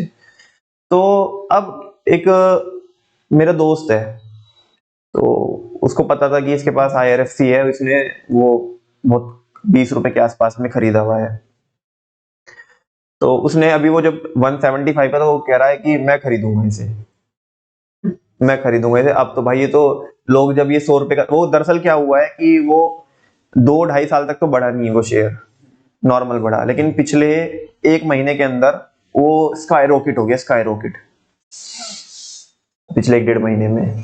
तो वो बोला मेरे को कि 75 जब था, 100 जब था, जब भी लोग ये बोल रहे थे कि भाई बहुत बढ़ा हुआ है, इसका प्राइस बहुत बढ़ा हुआ है, मत खरीद भाई, मैं तो खरीद। अब वो हो गए 175, काश मैं 100 पे भी खरीद लेता तो भी मेरे को 75% की रिटर्न आ जाती।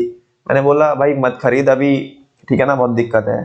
वो जिस दिन, आई थिंक उस दिन 182 और 175 के आसपास शायद प्राइस था, वो कह रहा मैं अभी खरीदूंगा। उसके नेक्स्ट डे ही वो क्या हुआ, डाउनफॉल में गया। अब खरीदता तो जैसे वो ईशान ने बोला था ना, अभी वो बच्चा वो सीख रहा था, वो कोई तो ऐप में बोलता भैया हम तो जो शेयर ले लेते हैं वो क्या ही हो जाता है, गिर ही जाता है अगले दिन, है ना। तो आउट परफॉर्म। अब तुम देखो, जब बढ़ती, यार एक बात होती है ना, वो कहते हैं ना जब चलती है ना, चलती चलती में तो हर कोई अपना डला फेंकना चाहता है।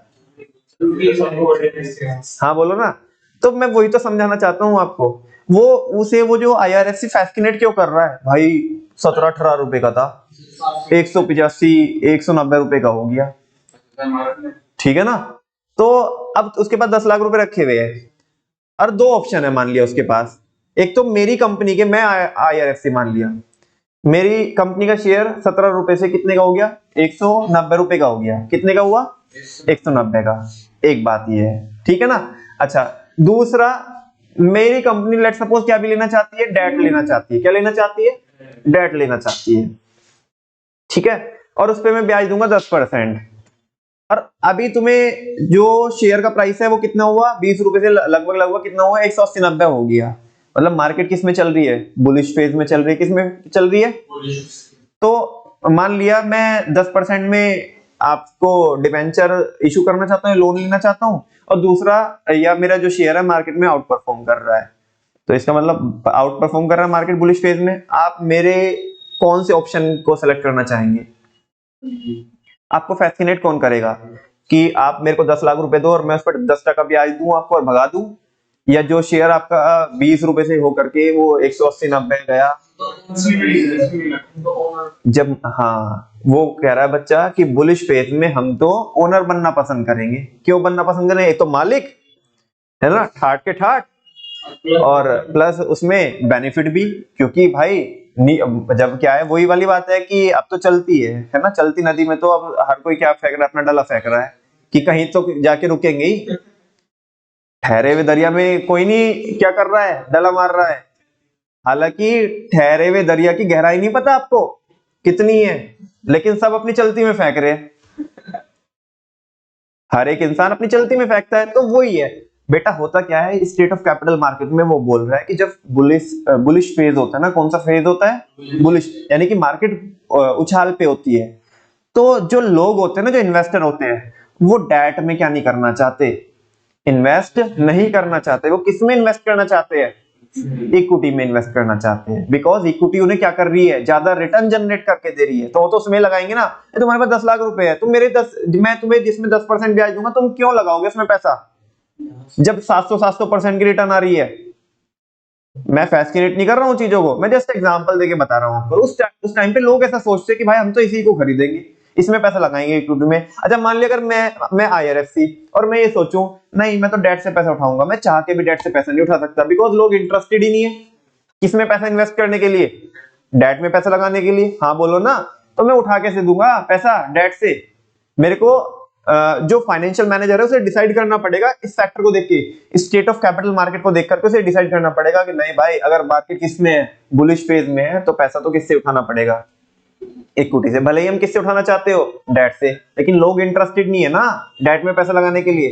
अब अभी तुम्हें और ज्यादा बातें समझ में आएंगी, आप पता नहीं आप थोड़ा मूवमेंट कर ही नहीं रहे, हाँ है ना, कुछ की समझ में आ रहा है कि नहीं आ रहा है, मुझे ऐसा लग रहा है कि कम समझ में आ रहा है। चलो एक एग्जांपल और देता हूं मैं आपको, बियरिश मार्केट का एग्जांपल दे, शायद कंपैरिजन करके ज्यादा समझ में आए। अब मार्केट गिरते जा रही है, गिरते जा रही है, गिरते जा रही है, वो आईआरएफसी पहुंचा ना 190 पे, वो गिर गिर के कितने पे आ गया, वो मान लिया 60 रुपए पे आ गया, कितने पे आ गया, 60 रुपए पे आ गया।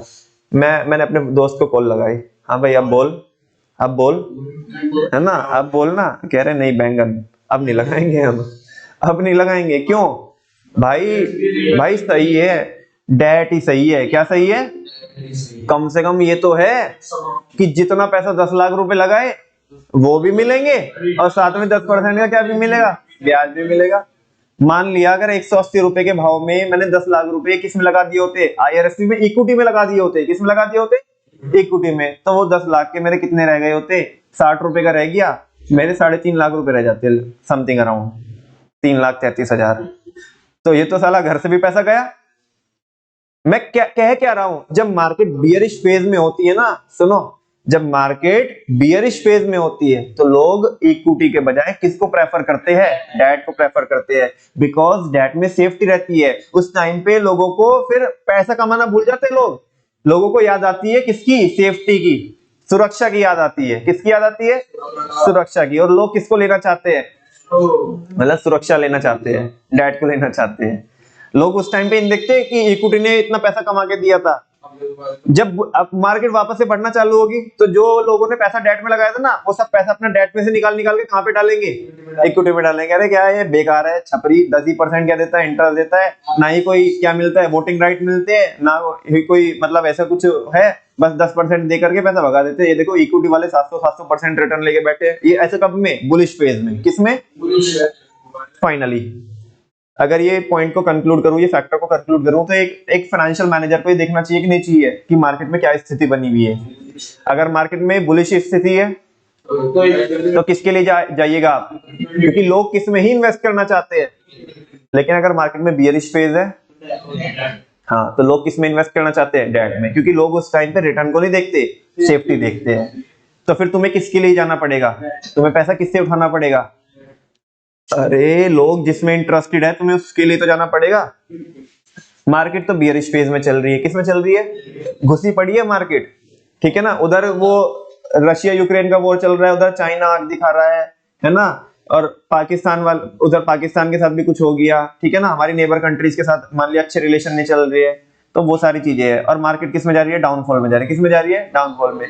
तुम तो अपनी हट पे आ गए, फाइनेंशियल मैनेजर हो तुम और अपनी हट पे आ गए, इक्विटी से ही पैसा उठाएंगे, बैठे रहो, बैठे रहो, मिलेगा ही नहीं पैसा। सुनो ना, मैं इसका एग्जांपल देता हूं बच्चों, सुनो, अभी बहुत सारी कंपनीज है जो अभी, जब मार्केट लास्ट टाइम 1-1.5 साल पहले की बात कर रहा हूँ, 1.5 साल पहले मार्केट बुलिश फेज में थी, मतलब आउट परफॉर्म कर रही थी। जो बेचारे जो नए नए बच्चे थे ना, छोटे छोटे नन्हे मुन्ने बच्चे जिन्हें कुछ भी नहीं पता, उनने भी, मतलब ऐसा था कि जिसमें पैसा डाला उसमें पैसा डबल, जिसमें पैसा डाला, मिट्टी में भी पैसा डाला वो भी सोना हो गया, वो पैसा डबल। छोटे छोटे बच्चों का साला अपने से ऊपर कोई है ही नहीं अब, ठीक है ना, अपनी शेयर मार्केट के क्या है, बादशाह है। और वो फेज रहा उनकी, मतलब जिस टाइम पे उन्होंने एंट्री पॉइंट लिया, उस टाइम पे वो 15-20 दिन ऐसा हुआ, 15-20 दिन में क्या था, साला जिंदगी में साला हमारे बाप ने ऐसे ही बाल सफेद कराए घिस घिस के, अपन लोग तो इधर 15 दिन में ही, है ना, उधर में हेरा फेरी में बोलता 25 दिन में पैसा डबल, ये तो 15 दिन में पैसा डबल वाला कोई तो काम है। उसके बाद जो मार्केट किस में आई, डाउनफॉल में आई, और कहना ईशान का जो उनके ऑयल ड्रॉप हुआ जो ऑयल ड्रॉप हुआ, उन बच्चों को कोई संभाल नहीं पाया, उन बच्चों को कोई संभाल नहीं पाया। और अभी उनके सामने बोलो ना, बहुत सारे लोग मेरे भी टच में है, ठीक है ना, उन बच्चों को आज बोलो ना शेयर मार्केट का नाम लो, तो बोले नहीं नहीं भैया ये तो हाथ जलता है, हाथ ये गंदी चीज होती है। बात समझ में आ रही है, हाँ जी। तो मैं क्या कह रहा हूं बच्चों, बुलिश फेज में तो हर एक बंदा किस में लगाना चाहता है पैसा, इक्विटी में लगाना चाहता है, और बियरिश में डेट में लगाना चाहता है। और अगर सीएफओ बियरिश फेज में क्या बैठ जाए, हट लेके बैठ जाए, मैं तो पैसा किससे उठाऊंगा, इक्विटी से उठाऊंगा, तो कैसे उठा पाएगा भाई, नहीं उठा पाएगा, क्योंकि लोग इंटरेस्टेड ही नहीं है, लोग उस टाइम पे सेफ्टी देख रहे हैं। जबकि इक्विटी क्या होता है, रिस्की होता है, किसके पॉइंट ऑफ व्यू से, इन्वेस्टर के पॉइंट ऑफ व्यू से, शेयर होल्डर के पॉइंट ऑफ व्यू से, ये बेस में हमारी चीज चलती। बातें समझ में आई क्या? पढ़ सकता हूँ इसका text. The condition of the stock market also helps in choosing the source of finance. बोलो ना आप। अब मैं देखो इसकी वैसे इंग्लिश की हिंदी नहीं कर रहा, तुम्हें समझ में आनी चाहिए। Once again, the condition of the stock market also helps in choosing the source of finance. हाँ जी, स्टॉक मार्केट की कंडीशन अगर बुलिश फेज में है तो हम किससे पैसा उठाएंगे,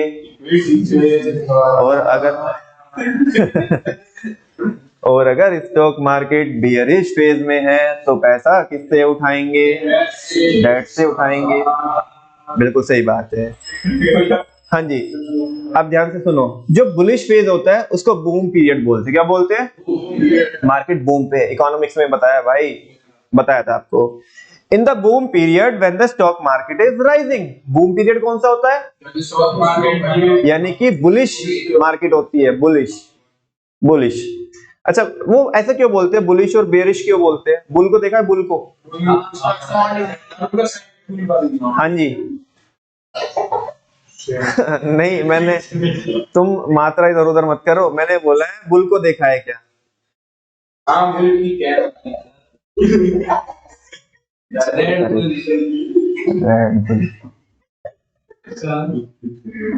फालतू, जान दो, मैं नहीं बता रहा।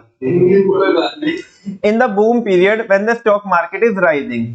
बूम पीरियड में जब स्टॉक मार्केट राइज हो रही होती है, it is easier to raise fund through the issue of shares. तो पैसा किससे है उठाना आसान रहता है? बोलो ना, बोलो।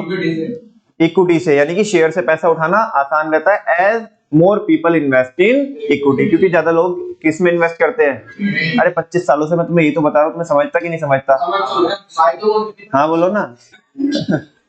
मैंने, सुनो, एक ही बात को मैंने कितनी बार बताया? 20 बार बताया। तो 5 साल एक्स्ट्रा बोले क्या मैंने? ऑन द अदर हैंड तुम लायक नहीं हो उसके, ऑन द अदर हैंड तुम गंदे बच्चे हो, on the other hand during the depression debt may be use. लेकिन जब मार्केट किस में हो? डिप्रेशन में हो। किस में हो? तो मार्केट कह रही है अब हमें मत छेड़ो, अभी हम किस में? डिप्रेशन में। अभी हम किस में? डिप्रेशन में। हाँ जी, सुनो, on the other hand during the depression debt may be use. तो किसको यूज किया जा सकता है? To raise funds. किसको रेज करने के लिए? फंड्स को रेज करने के लिए। As people look more to safety than to income, क्योंकि लोग फिर सुरक्षा को देखते हैं। किसको देखते हैं? है ना? हाँ जी, किसको देखते हैं? सुरक्षा को देखते हैं, आय को नहीं देखते, मतलब इनकम को नहीं देखते। बात समझ में आ रही है? चलो, ओ आई को, भाई तुम कैसे हो भाई साला? मैं बोलता हूँ कि बुल को देखा है तो तुम अपना ही माहौल बनाते, मैं बोलता हूँ आय को नहीं देखते तो तुम बोलते आई को नहीं देखते कि सुरक्षा को देखते हैं। हो क्या तुम? अजीब ही इंसान हो। नेक्स्ट है, अरे ये सुनो ना, इससे तो आप वाकिफ हो सारे बच्चे। ROI, ओ ROI नहीं, ROI। हर एक पॉइंट में ही तुम अब है, बताओ यार। पंडित जी समझाओ इन्हें, संभालो इन्हें बच्चों को, ये अब तुम्हारे ऊपर ही है। बताओ, ये आय को आई बताते हैं, ये सुरक्षा को गंदी नजरों से देखते हैं। नालायक, ये ROI को आरो ही बताते हैं। ओ भाई राहुल जैकर, इधर देख लो। सही कह रहा है, ये राहुल जैकर नहीं, राहुल गांधी है। कह रहे ROI is an important factor in taking the financing decision. ROI एक इंपॉर्टेंट फैक्टर होता है क्या लेने के लिए? फाइनेंसिंग डिसीजन लेने के लिए। अरे मैं नहीं बता रहा, तुम बता दो यार। ROI अगर ज्यादा है किससे? कौन सी कॉस्ट से? डेट से, KD से। किससे? KD से। तो कौन से को प्रेफर करोगे आप? किससे पैसा उठाना पसंद करोगे? ROI से। भैया ROI से भी बाहर जिंदगी है, उससे बाहर निकल के आओ। इसकी जिंदगी में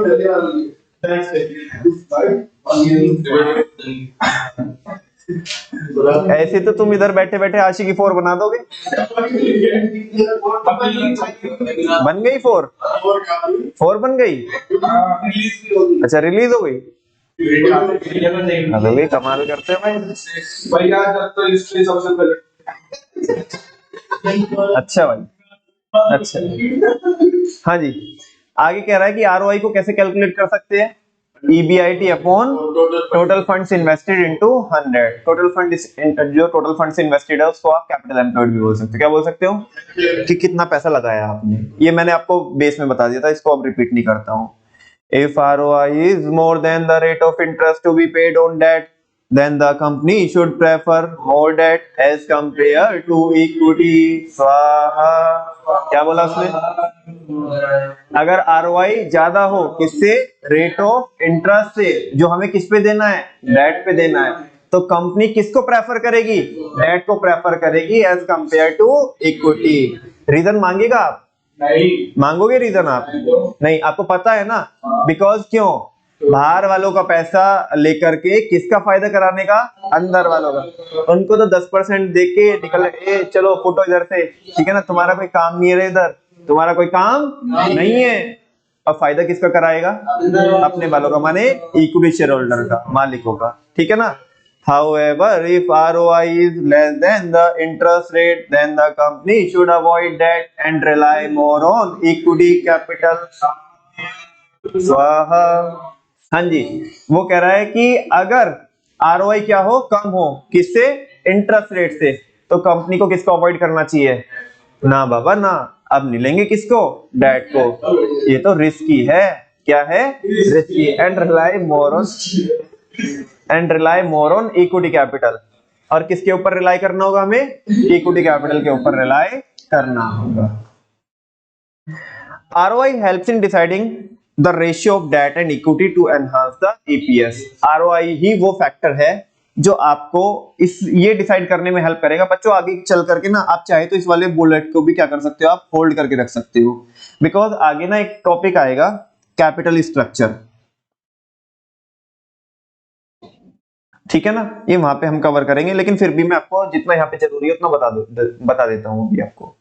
ROI हेल्प करेगी आपकी ये डिसाइड करने में कि डेट कितना रखेंगे और इक्विटी कितना रखेंगे, ताकि हमारा EPS क्या हो जाए, बढ़ जाए।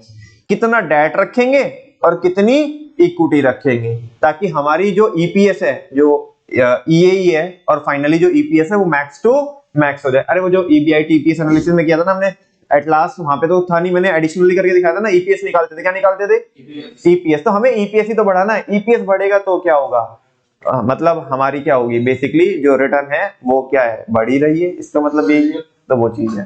तो ROI वो फैक्टर है जो ये हेल्प करता है ये डिसाइड करने में कि डेट कितना रखना है हमें अपनी स्ट्रक्चर में और इक्विटी कितनी रखनी है, ताकि हमारा क्या हो जाए, EPS बढ़ जाए। एक बात, ठीक है ना, दो फैक्टर पढ़ लिए हमने, एक तो state of capital market, market अगर बुलिश है तो, वन वर्ड में बोलिएगा, मार्केट अगर बुलिश है तो इक्विटी, बियरिश है तो डेट। ROI अगर ज्यादा है कॉस्ट से तो डेट, ROI अगर कम है इंटरेस्ट रेट से तो इक्विटी, ठीक है। नेक्स्ट है बच्चों कॉस्ट ऑफ फाइनेंस। क्या है, बहुत सिंपल पॉइंट है यार। कॉस्ट ऑफ फाइनेंस बताया था ना आपको, हर एक सोर्स की कुछ ना कुछ क्या आती है, कॉस्ट आती है। क्या आती है, कॉस्ट। और वो कॉस्ट अगर मैं बात करूं किसकी, डेट की, तो डेट के लिए वो क्या होती है, कॉस्ट केडी होती है। क्या होती है बच्चों, केडी होती है। अच्छा, और अगर मैं बात करूं किसकी, इक्विटी की, तो इक्विटी की कॉस्ट को क्या बोलते हैं, केई बोलते हैं। और अगर प्रेफरेंस की बात करें तो प्रेफरेंस की कॉस्ट को बोलते हैं केपी। अच्छा, किस सोर्स से पैसा उठाएंगे आप, जिससे सबसे, ये तो कॉस्ट हुई ना, कॉस्ट ऑफ फाइनेंस। पैसा जो आप यूज कर रहे हो या यूज करोगे, उसकी जो कॉस्ट आ रही है, यूज करने की जो कॉस्ट आ रही है, बात समझ में आ रही है। हाँ जी, वर्मा जी, लेट्स सपोज मैंने आपसे पैसा लिया और बदले में मैं आपको क्या दे रहा हूँ, ब्याज दे रहा हूँ, तो वो पैसा यूज करने की क्या आ रही है, कॉस्ट आ रही है, जो मैं तुम्हें ब्याज दे रहा हूँ। अच्छा, किससे पैसा उठाएंगे हम, किससे पैसा उठाएंगे, जिससे सबसे कम कॉस्ट आएगी। सिंपल, देख लो, कह रहा है कि the cost of raising funds from different sources is different. हर एक सोर्स से पैसा उठाने की जो कॉस्ट होती है वो क्या होती है, अलग होती है, डिफरेंट होती है। For example interest on borrowed fund and dividend on owner's fund. Interest आता है किस पे, बोरोड फंड पे, और डिविडेंड आता है बोरोड फंड पे। If the interest rate on debt is less, अगर इंटरेस्ट रेट क्या होगा, डेट पे लेस होगा, then more debt is prefer, तो हम किसको प्रेफर करेंगे, ज्यादा डेट को प्रेफर करेंगे एज कंपेयर टू इक्विटी, किसके कंपैरिजन में। However in case of the higher cost of debt, लेकिन अगर केडी क्या होगी, ज्यादा होगी, किसके कंपैरिजन में, इक्विटी के कंपैरिजन में, देन कंपनी प्रेफर्स मोर इक्विटी, तो कंपनी किसको प्रेफर करे, भाई सिंपल सी बात है यार, जो सस्ता पड़ेगा हम तो उससे लेंगे ना। अब prudent financial manager generally prefer the cheapest source of finance. एक जो प्रूडेंट मतलब रेशनल जो फाइनेंशियल मैनेजर होता है वो किसको प्रेफर करता है, चीपेस्ट सोर्स ऑफ फाइनेंस को। और जनरल आम जिंदगी में चीपेस्ट कौन होता है, डेट होता है, कौन होता है ना, but terms and conditions applied, ठीक है ना, कुछ टर्म्स एंड कंडीशन होती है उसकी। अच्छा नेक्स्ट है बच्चों कैश फ्लो पोजीशन, ये इंटरेस्टिंग पॉइंट है, कैश फ्लो पोजीशन, ये तो कोई छूटा तो नहीं, मैं 3 करा चुका हूं अभी आपको। पहला स्टेट ऑफ कैपिटल मार्केट, दूसरा आरओआई, तीसरा कॉस्ट ऑफ फाइनेंस, चौथा है cash flow position. Cash flow position का मतलब है कि तुम्हारे पास पैसा या तो है या नहीं है, कैश में, बुक्स में नहीं, कैश में। दो चीजों में फर्क होता है। ऐसा हो सकता है कि आपकी बुक्स में तुम्हें भरपूर मात्रा में प्रॉफिट दिख रहा हो, लेकिन कैश आपके पास टिकनी नहीं है। नमन भैया कैसी बात कर रहे हो, तो यार नमन भैया खामे खाना आप ये फालतू की बातें मत करो, तुम ना ये अकाउंट्स की बातें तो हमें मत ही बताओ आप, ये हमारे अकाउंट्स वाले सर बता देंगे हमें पता है कि अकाउंट्स में क्या है ना बेसिकली, कि अगर बुक्स में यार तुम कैसी बातें कर रहे हो, उल्टी सीधी बातें कर रहे हो, बुक्स में प्रॉफिट है, कैश हमारे हाथों में क्या नहीं है, हमारे उधर गले में पैसा नहीं है, ऐसा हो सकता है क्या, एक पागलपंती वाली बात कर रहे हो आप ये। बोलो हाँ, बोल दो ना, नहीं बोल दो ना कि हाँ ये नहीं, मन तो तुम्हारा ये कर रहा है कि हाँ हम बोल ही थे कि पागलपंती वाली बात है। जैन साहब आप बताओ, चलो ये सारे बच्चे तो ध्यान नहीं दे रहे हैं, तुम बताओ, तुम बहुत ध्यान दे रहे हो। अब एक बात उसे डर लग गया कि पता नहीं क्या पूछेंगे। हाँ जी, तो एक बात बता कि हमारी बुक्स में प्रॉफिट आ रहा है, अनाप शनाप अंधाधुंध प्रॉफिट आ रहा है, पैसा एक भी रुपया नहीं हमारे पास, ऐसा क्या पॉसिबल हो सकता है, बताना कैसे। भैया वो जो हमारी बुक्स है उसमें फर्क पड़ेगा, हाँ हमने क्या कर रखा हो, इन्वेस्ट कर रखा हो। अच्छा या फिर हमने ये जो आंसर मैं चाहता हूँ ये वो नहीं है, मतलब ये थोड़ा सा इस पे हाँ, हो सकता है ये, हाँ नहीं फिर तो सही, अगर यही है तो फिर आगे चले, फिर हम तो डिस्कशन। तुम तो मोहर मार चुके हो ना कि यही है। नहीं मैं तो फिर भी पूछ रहा हूँ कि अगर आपको पता तो बता दीजिए, मेरे से बताने से अच्छा कि आप बता देंगे तो अच्छा रहेगा। हाँ जी, नहीं बुक्स में प्रॉफिट आ रहा है बिकॉज हमने सेल्स की है, ये तो नहीं पता ना, ये दैट्स द राइट आंसर। सारा माल उधार बेच के रखा है, बुक्स में तो प्रॉफिट आ रहा होगा बिकॉज अकाउंटिंग जो होती है वो एक्चुअल बेसिस पे होती है। कभी आपने ये जानने की कोशिश की, अरे भैया फाड़ो मत ऐसे ठीक है ना, इधर देख लो, ठीक है ना, इधर बच्चे भी बैठे, डर लग जाएगा।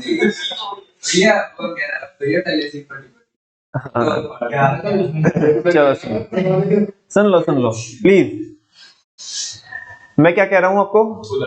हाँ जी, माल आपने उधार बेच दिया और अकाउंटिंग होती है एक्चुअल बेसिस पे। कैश जब आएगा लेकिन बुक्स में एंट्री डलेगी, बुक्स में तो भर भर के प्रॉफिट दिख रहा है, कैश में नहीं है टिकन्नी भी। बात समझ में आ रही है।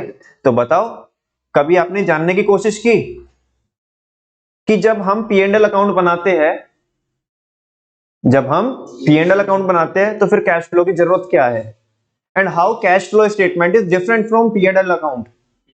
P&L भी तो प्रॉफिट ही बताता है, P&L बताता है प्रॉफिट, लेकिन कैश फ्लो स्टेटमेंट बताता है कैश है या नहीं है, कैश पोजीशन क्या है। और यही दोनों में क्या होता है, डिफरेंस होता है। बिकॉज जो अकाउंटिंग बुक्स आपको डिक्टेट कर रही है, और जो कैश फ्लो स्टेटमेंट डिक्टेट कर रहा है उनमें धरती आसमान का फर्क हो सकता है। बुक्स में तो भर भर के प्रॉफिट आ रहा है, सारा माल उधार बेच रखा है, कैश में तो कुछ भी नहीं है, क्रेडिट सेल है सारी, क्रेडिट सेल में प्रॉफिट तो बुक हो गया लेकिन कैश तो कुछ है ही नहीं। अब ध्यान से सुनो, मान लिया तुम सारा ही माल उधार पे बेचते हो या मोस्टली माल उधार पे बेचते हो, बुक्स में प्रॉफिट आ रहा है, कैश फ्लो पोजीशन कैसी है आपकी? बेकार है, घटिया, बिल्कुल बकवास, कचरा जिसे बोलते हैं वैसी कैश फ्लो पोजीशन है, बिकॉज सारा माल उधार में बेच के रखा है, ठीक है ना, पैसा हाथ में नहीं है। अब पैसों की जरूरत है, अब पैसों की जरूरत है, बताओ किससे प्रेफर करोगे, डेट से क्या इक्विटी से? तुम्हें बताओ किससे, डेट से, इक्विटी से? हाँ जी, किससे? इक्विटी से, डेट से। डेट इक्विटी, डेट इक्विटी, कितने बच्चे डेट के साथ जाएंगे, रेजर है एक। वीर तुम बड़े चलो, चाहे कोई साथ भी ना दे। हाँ जी, हाँ के ना, कितने? कोई भी नहीं है, एक बच्चा है डेट से, वो कह रहा है डेट से उठाएंगे। अच्छा, इक्विटी के साथ कितने बच्चे जाएंगे? हाँ जी, सोच तो हम इक्विटी ही रहे हैं। मानवी दीदी अभी डिसाइड नहीं कर पा रही है कि किसके साथ जाए, डेट के साथ या इक्विटी के साथ। बहुत हाँ, अच्छा बहुत कंफ्यूजिंग डिसीजन है। पंडित जी रीजन बताएंगे? अरे रुक जाओ यार, हाँ के ना, इक्विटी से जाएंगे ये पता है, रीजन?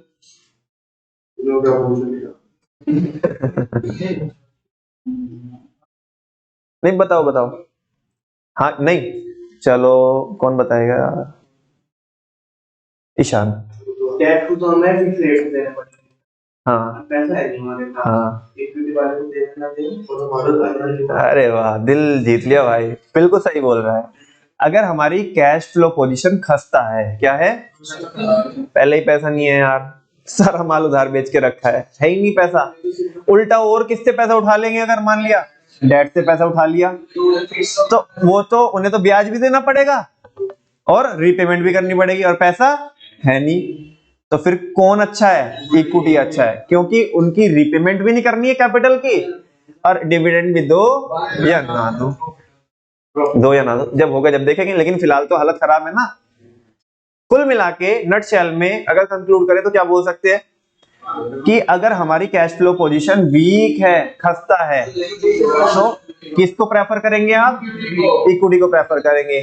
और भर भर के पैसा है, भर भर के पैसा, बहुत जो कैश फ्लो पोजीशन है बहुत स्ट्रॉन्ग है, बहुत पैसा है, बहुत पैसा, फिर भी और पैसा चाहिए, और पैसा चाहिए फिर भी, तो आप बोलो डेट क्या कर लेंगे? हम प्रेफर कर लेंगे। क्यों?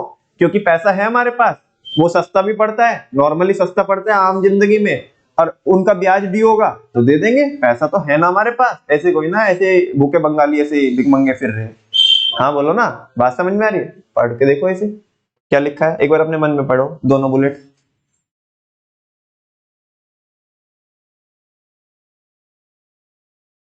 और कुछ और शब्द भी लिखे हुए यहाँ पे हैं, और ये शब्द आपको पहले भी पता है, इनसे वाकिफ हो आप।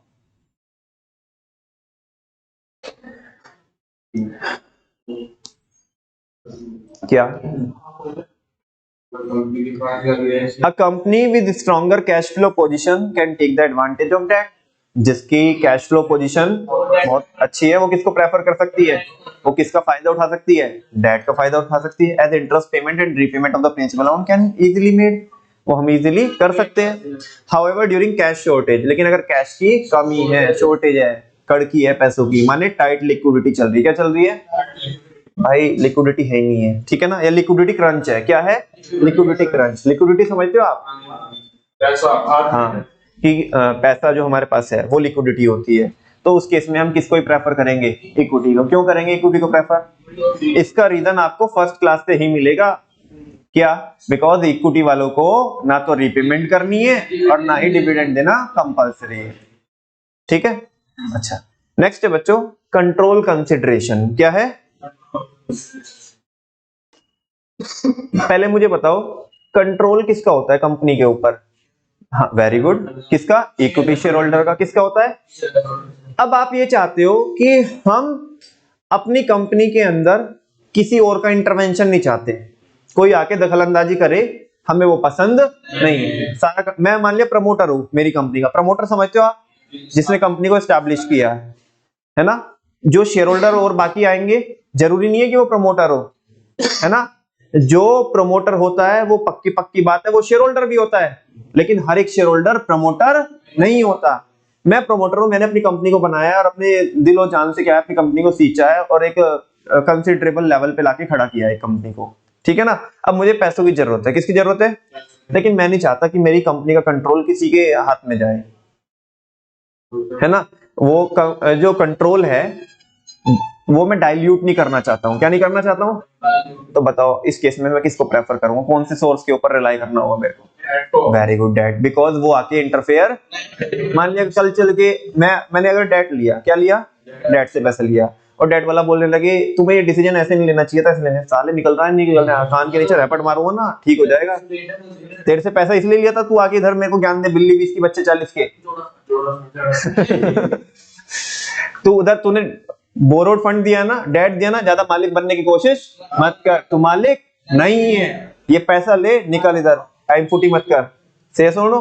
लेकिन मुझे कोई फर्क नहीं पड़ता कि कंट्रोल मेरा रहे या ना रहे, तो फिर मैं किसके लिए भी जा सकता हूँ, इक्विटी के लिए। फिर तो मैं सीधा जाके शार्क टैंक में टक्कर मारूंगा ना। मैं अपना जो स्टेक है डाइल्यूट कर रहा हूँ, स्टेक मतलब अपनी शेयर होल्डिंग क्या कर रहा हूँ, डाइल्यूट कर रहा हूँ। हाँ बोलो। अच्छा अब ध्यान से सुनो, थोड़ा और बताओ इसके बारे में। मान लिया अब वो लेट्स सपोज मैं शार्क टैंक में चला गया, किसमें चला गया, शार्क टैंक में। मैंने बोला 1% इक्विटी दूंगा, कितने दूंगा, 1% इक्विटी दूंगा, और 1 करोड़ रुपए चाहिए। कितने करोड़ रुपए चाहिए, 1 करोड़ रुपए, 100 करोड़ की वैल्यूएशन, ठीक है ना। तो वो कह रहे नहीं नहीं नहीं, हम तो 5 करोड़ इक्विटी लेंगे, 1 करोड़ रुपए दे देंगे। कितने दे देंगे, 1 करोड़ रुपए देंगे, लेकिन 5% क्या लेंगे, इक्विटी लेंगे। और मैं चाहता हूं कंट्रोल अपना रखना, तो बताओ मैं उनका ऑफर एक्सेप्ट करूंगा कि नहीं करूंगा, नहीं करूंगा, बिकॉज मैं अपना स्टेक डाइल्यूट करना नहीं चाहता हूं। इतना ज्यादा नहीं करना तो चाहता हूं, लेकिन बस 1% करना चाहता हूं, 5% नहीं है, तो अपना काम कर, ठीक है ना। अपनी कंपनी तो लॉस में लेके बैठे, अब मुझे बता रहे बिल्ली 20 की बच्चे 40। वैसे एक बात देखिए तुमने, जो भी सामने उनके पिच मारता है ना, जो प्रॉफिटेबल हो, उनको हजम नहीं होता, उनको हजम नहीं होता वो, बिकॉज कहीं ना कहीं ऐसे ईगो हर्ट हो जाते हैं, हम तो लॉस ले लेके बैठे, इतना तगड़ा तगड़ा लॉस। एक दो ये में से जो प्रॉफिटेबल है, तो रितेश अग्रवाल और वो पीयूष बंसल, बाकी तो सब वो ऐसे खामे खाम उछलते, लॉस में उछलते हैं, वैल्यूएशन के गेम पे खेल रहे हैं। जो प्रॉफिट वाले आते हैं ना, तो उनके उतार के भेजते हैं कि तुम तो कुछ तो गलत ही काम कर रहे हो। मतलब धंधा इंसान प्रॉफिट कमाने के लिए करता है, तो लॉस कमाने के लिए कोई ना करता है, ठीक है। बायजूस जैसे है, कहानी खत्म है बायजूस की। अगले तुम 1-2 साल में देख लेना, तुम्हें कोई नाम भी पता नहीं रहेगा कि कोई बायजूस करके था भी क्या नहीं था, ठीक है ना। और ये मतलब इधर जा सुनो ना, उधर जाके भाषणबाजी करते हैं शार्क टैंक में, ठीक है ना। इतना ही नहीं, अगर शौक होता तो अपना धंधा बनाते, उधर आके खाली ऐसे हर एक सीजन में नहीं आ जाते बैठ के। मुकेश अंबानी तो नहीं आता उधर, अडानी तो नहीं आता उधर, ठीक है ना। जो लॉस करके बैठे हैं वो जाके उधर ज्ञान दे रहे हैं, समझ में आ रही है ना बात। हाँ जी, तो क्या कह रहे हैं कि बात कर रहे हैं किसकी, कंट्रोल की। किसकी बात कर रहे हैं, कंट्रोल की। कंट्रोल अगर चाहते हैं हम अपने पास रखना, तो हम किसके लिए प्रेफर करेंगे, बोलो ना, डेट के लिए प्रेफर करेंगे। किसके लिए प्रेफर करेंगे, डेट के लिए। और अगर हम कंट्रोल नहीं चाहते, हाँ जब हम कंट्रोल नहीं चाहते अपना, तो किसी का भी कंट्रोल हमें क्या फर्क पड़ता है, तो फिर कंट्रोल हम किसी और को देते हैं। कंट्रोल दिया कैसे जा सकता है, इक्विटी दे करके, इक्विटी इशू करके, से यस और नो। तो बस वही तो लिखा हुआ है यहाँ पे, ठीक है। The issue of more equity shares may lead to the dilution of the promoters control over the business. कह रहे जो क्या होते हैं, जब हम इक्विटी शेयर इशू करते हैं तो उससे डाइल्यूशन होता है। क्या होता है, किसका डाइल्यूशन होता है, इक्विटी का डाइल्यूशन होता है। और वो किसके लिए होता है, प्रमोटर के लिए। मतलब प्रमोटर के हाथों से उसका कंट्रोल जाता है ओवर द बिजनेस, उसके मतलब बिजनेस पे से अब उसका कंट्रोल जा रहा है, ठीक है ना। अब जैसे होता है ना, मान लिया एक बंदे ने 20% तो पहले राउंड में दे दिया किसी को, कोई फंडिंग उठाई थी, पहले राउंड में 20% बांट के आ गया, है ना, बेचारा नादान था। फिर अगला राउंड किया, पैसे खत्म हो गए, अगला राउंड किया, 20-25% उसे बांट के आ गया, 80% तो बांट के बैठा है। तो इसकी कंपनी क्या है, तो ऐसी तैसी करवा रहा है। हाँ बोलो ना, 80% बांट के बैठा है मान लिया, तो ये क्या कर रहा है, और लॉस लेके बैठा है। तो भाई तू क्यों ऐसे खींचा फिर रहा है बिना फालतू में, ठीक है ना। जिंदगी में अच्छा चल ठीक है, हसल करनी है, ये है वो है, लेकिन जिंदगी में कुछ सुकून भी तो कुछ चीज होता है। और सुकून तेरा कुछ रहा नहीं है, 80% तो बांट के बैठा है, कंसिडरेशन तेरा रहा नहीं, मतलब कंट्रोल तेरा रहा नहीं है तेरे बिजनेस के ऊपर, ठीक है ना। इन्वेस्टर जैसे नचा रहे हैं वैसे तो नाच रहा है, वो कह रहे हैं कि नाच तो नाच, वो कह रहे हैं उठ तो उठ ठीक है ना। चलो हाँ, मैं क्या ना, तुम्हारी सोच ही तुम्हारी इधर उधर जाती है, तुम उसमें या तो आकर डंडा लगा देते हो या ई की मात्रा हटा देते हो, कुछ नहीं करते हो, ठीक है ना। चलो तो वो कह रहा है सुनो, चलो ये सेकंड वाला बुलेट पढ़ेंगे हमारे वर्मा जी। हाँ बस, और ये आज की लास्ट हेडिंग है बच्चों, बाकी कल पढ़ेंगे। Shareholder want to retain complete control of the company. हाँ। Then the debts should be equal to raise additional funds. अगर एग्जिस्टिंग शेयर होल्डर क्या करना चाहते हैं, अपना कंप्लीट कंट्रोल रखना चाहते हैं कंपनी के ऊपर, तो किसको प्रेफर करेंगे, वो डेट को प्रेफर करेंगे। उन्हें डिसीजन मेकिंग में पार्टिसिपेशन नहीं मिलेगा। डेट वालों को बैंक वाला आके हमारे डिसीजन मेकिंग में क्या करे, इंटरफेयर करे, वो हमें बर्दाश्त नहीं है। तभी तो हमने किसको किया था, डेट को इशू किया था ना। हम नहीं चाहते हमारा कंट्रोल, जो डिसीजन ले वो हम ही ले, कोई और ना ले, ठीक है ना। तो एडिशनल फंड्स के लिए आप रिलाई करोगे डेट के ऊपर। On the other hand if they don't mind the loss of control, अगर बेचारे को कोई फर्क नहीं पड़ता, आधे लोग तो ऐसे आते हैं है ना, फालतू में अपनी कंपनी बेचारा उधर बेच के चले जाते हैं। जैसे वो लास्ट वाले सीजन में एक वो तो आया था हैमर करके एक, है ना, वो अपने आप को बेचारा आया था उधर फंडिंग उठाने के लिए, अपने आप को ही बेच के जा रहा उधर, ठीक है ना। 100% ही। तो ये ऐसे जो कुछ वाहियात लोग होते हैं, उन्हें कुछ नहीं फर्क पड़ता कि हमें क्या, हमारी कंपनी है कि नहीं है। तो if they don't mind the loss of control, अगर उन्हें कोई फर्क नहीं पड़ रहा कि उनका कंट्रोल है कि नहीं over the company, then the company may go for equity. तो कंपनी किसके ले जा सकती है, इक्विटी ले जा सकती है। थैंक यू वेरी मच बच्चों। बाकी के और भी बहुत सारे पॉइंटर्स है और काफी इंपॉर्टेंट पॉइंट्स है, कल की क्लास में हम वो करेंगे। थैंक यू वेरी मच बच्चों। One.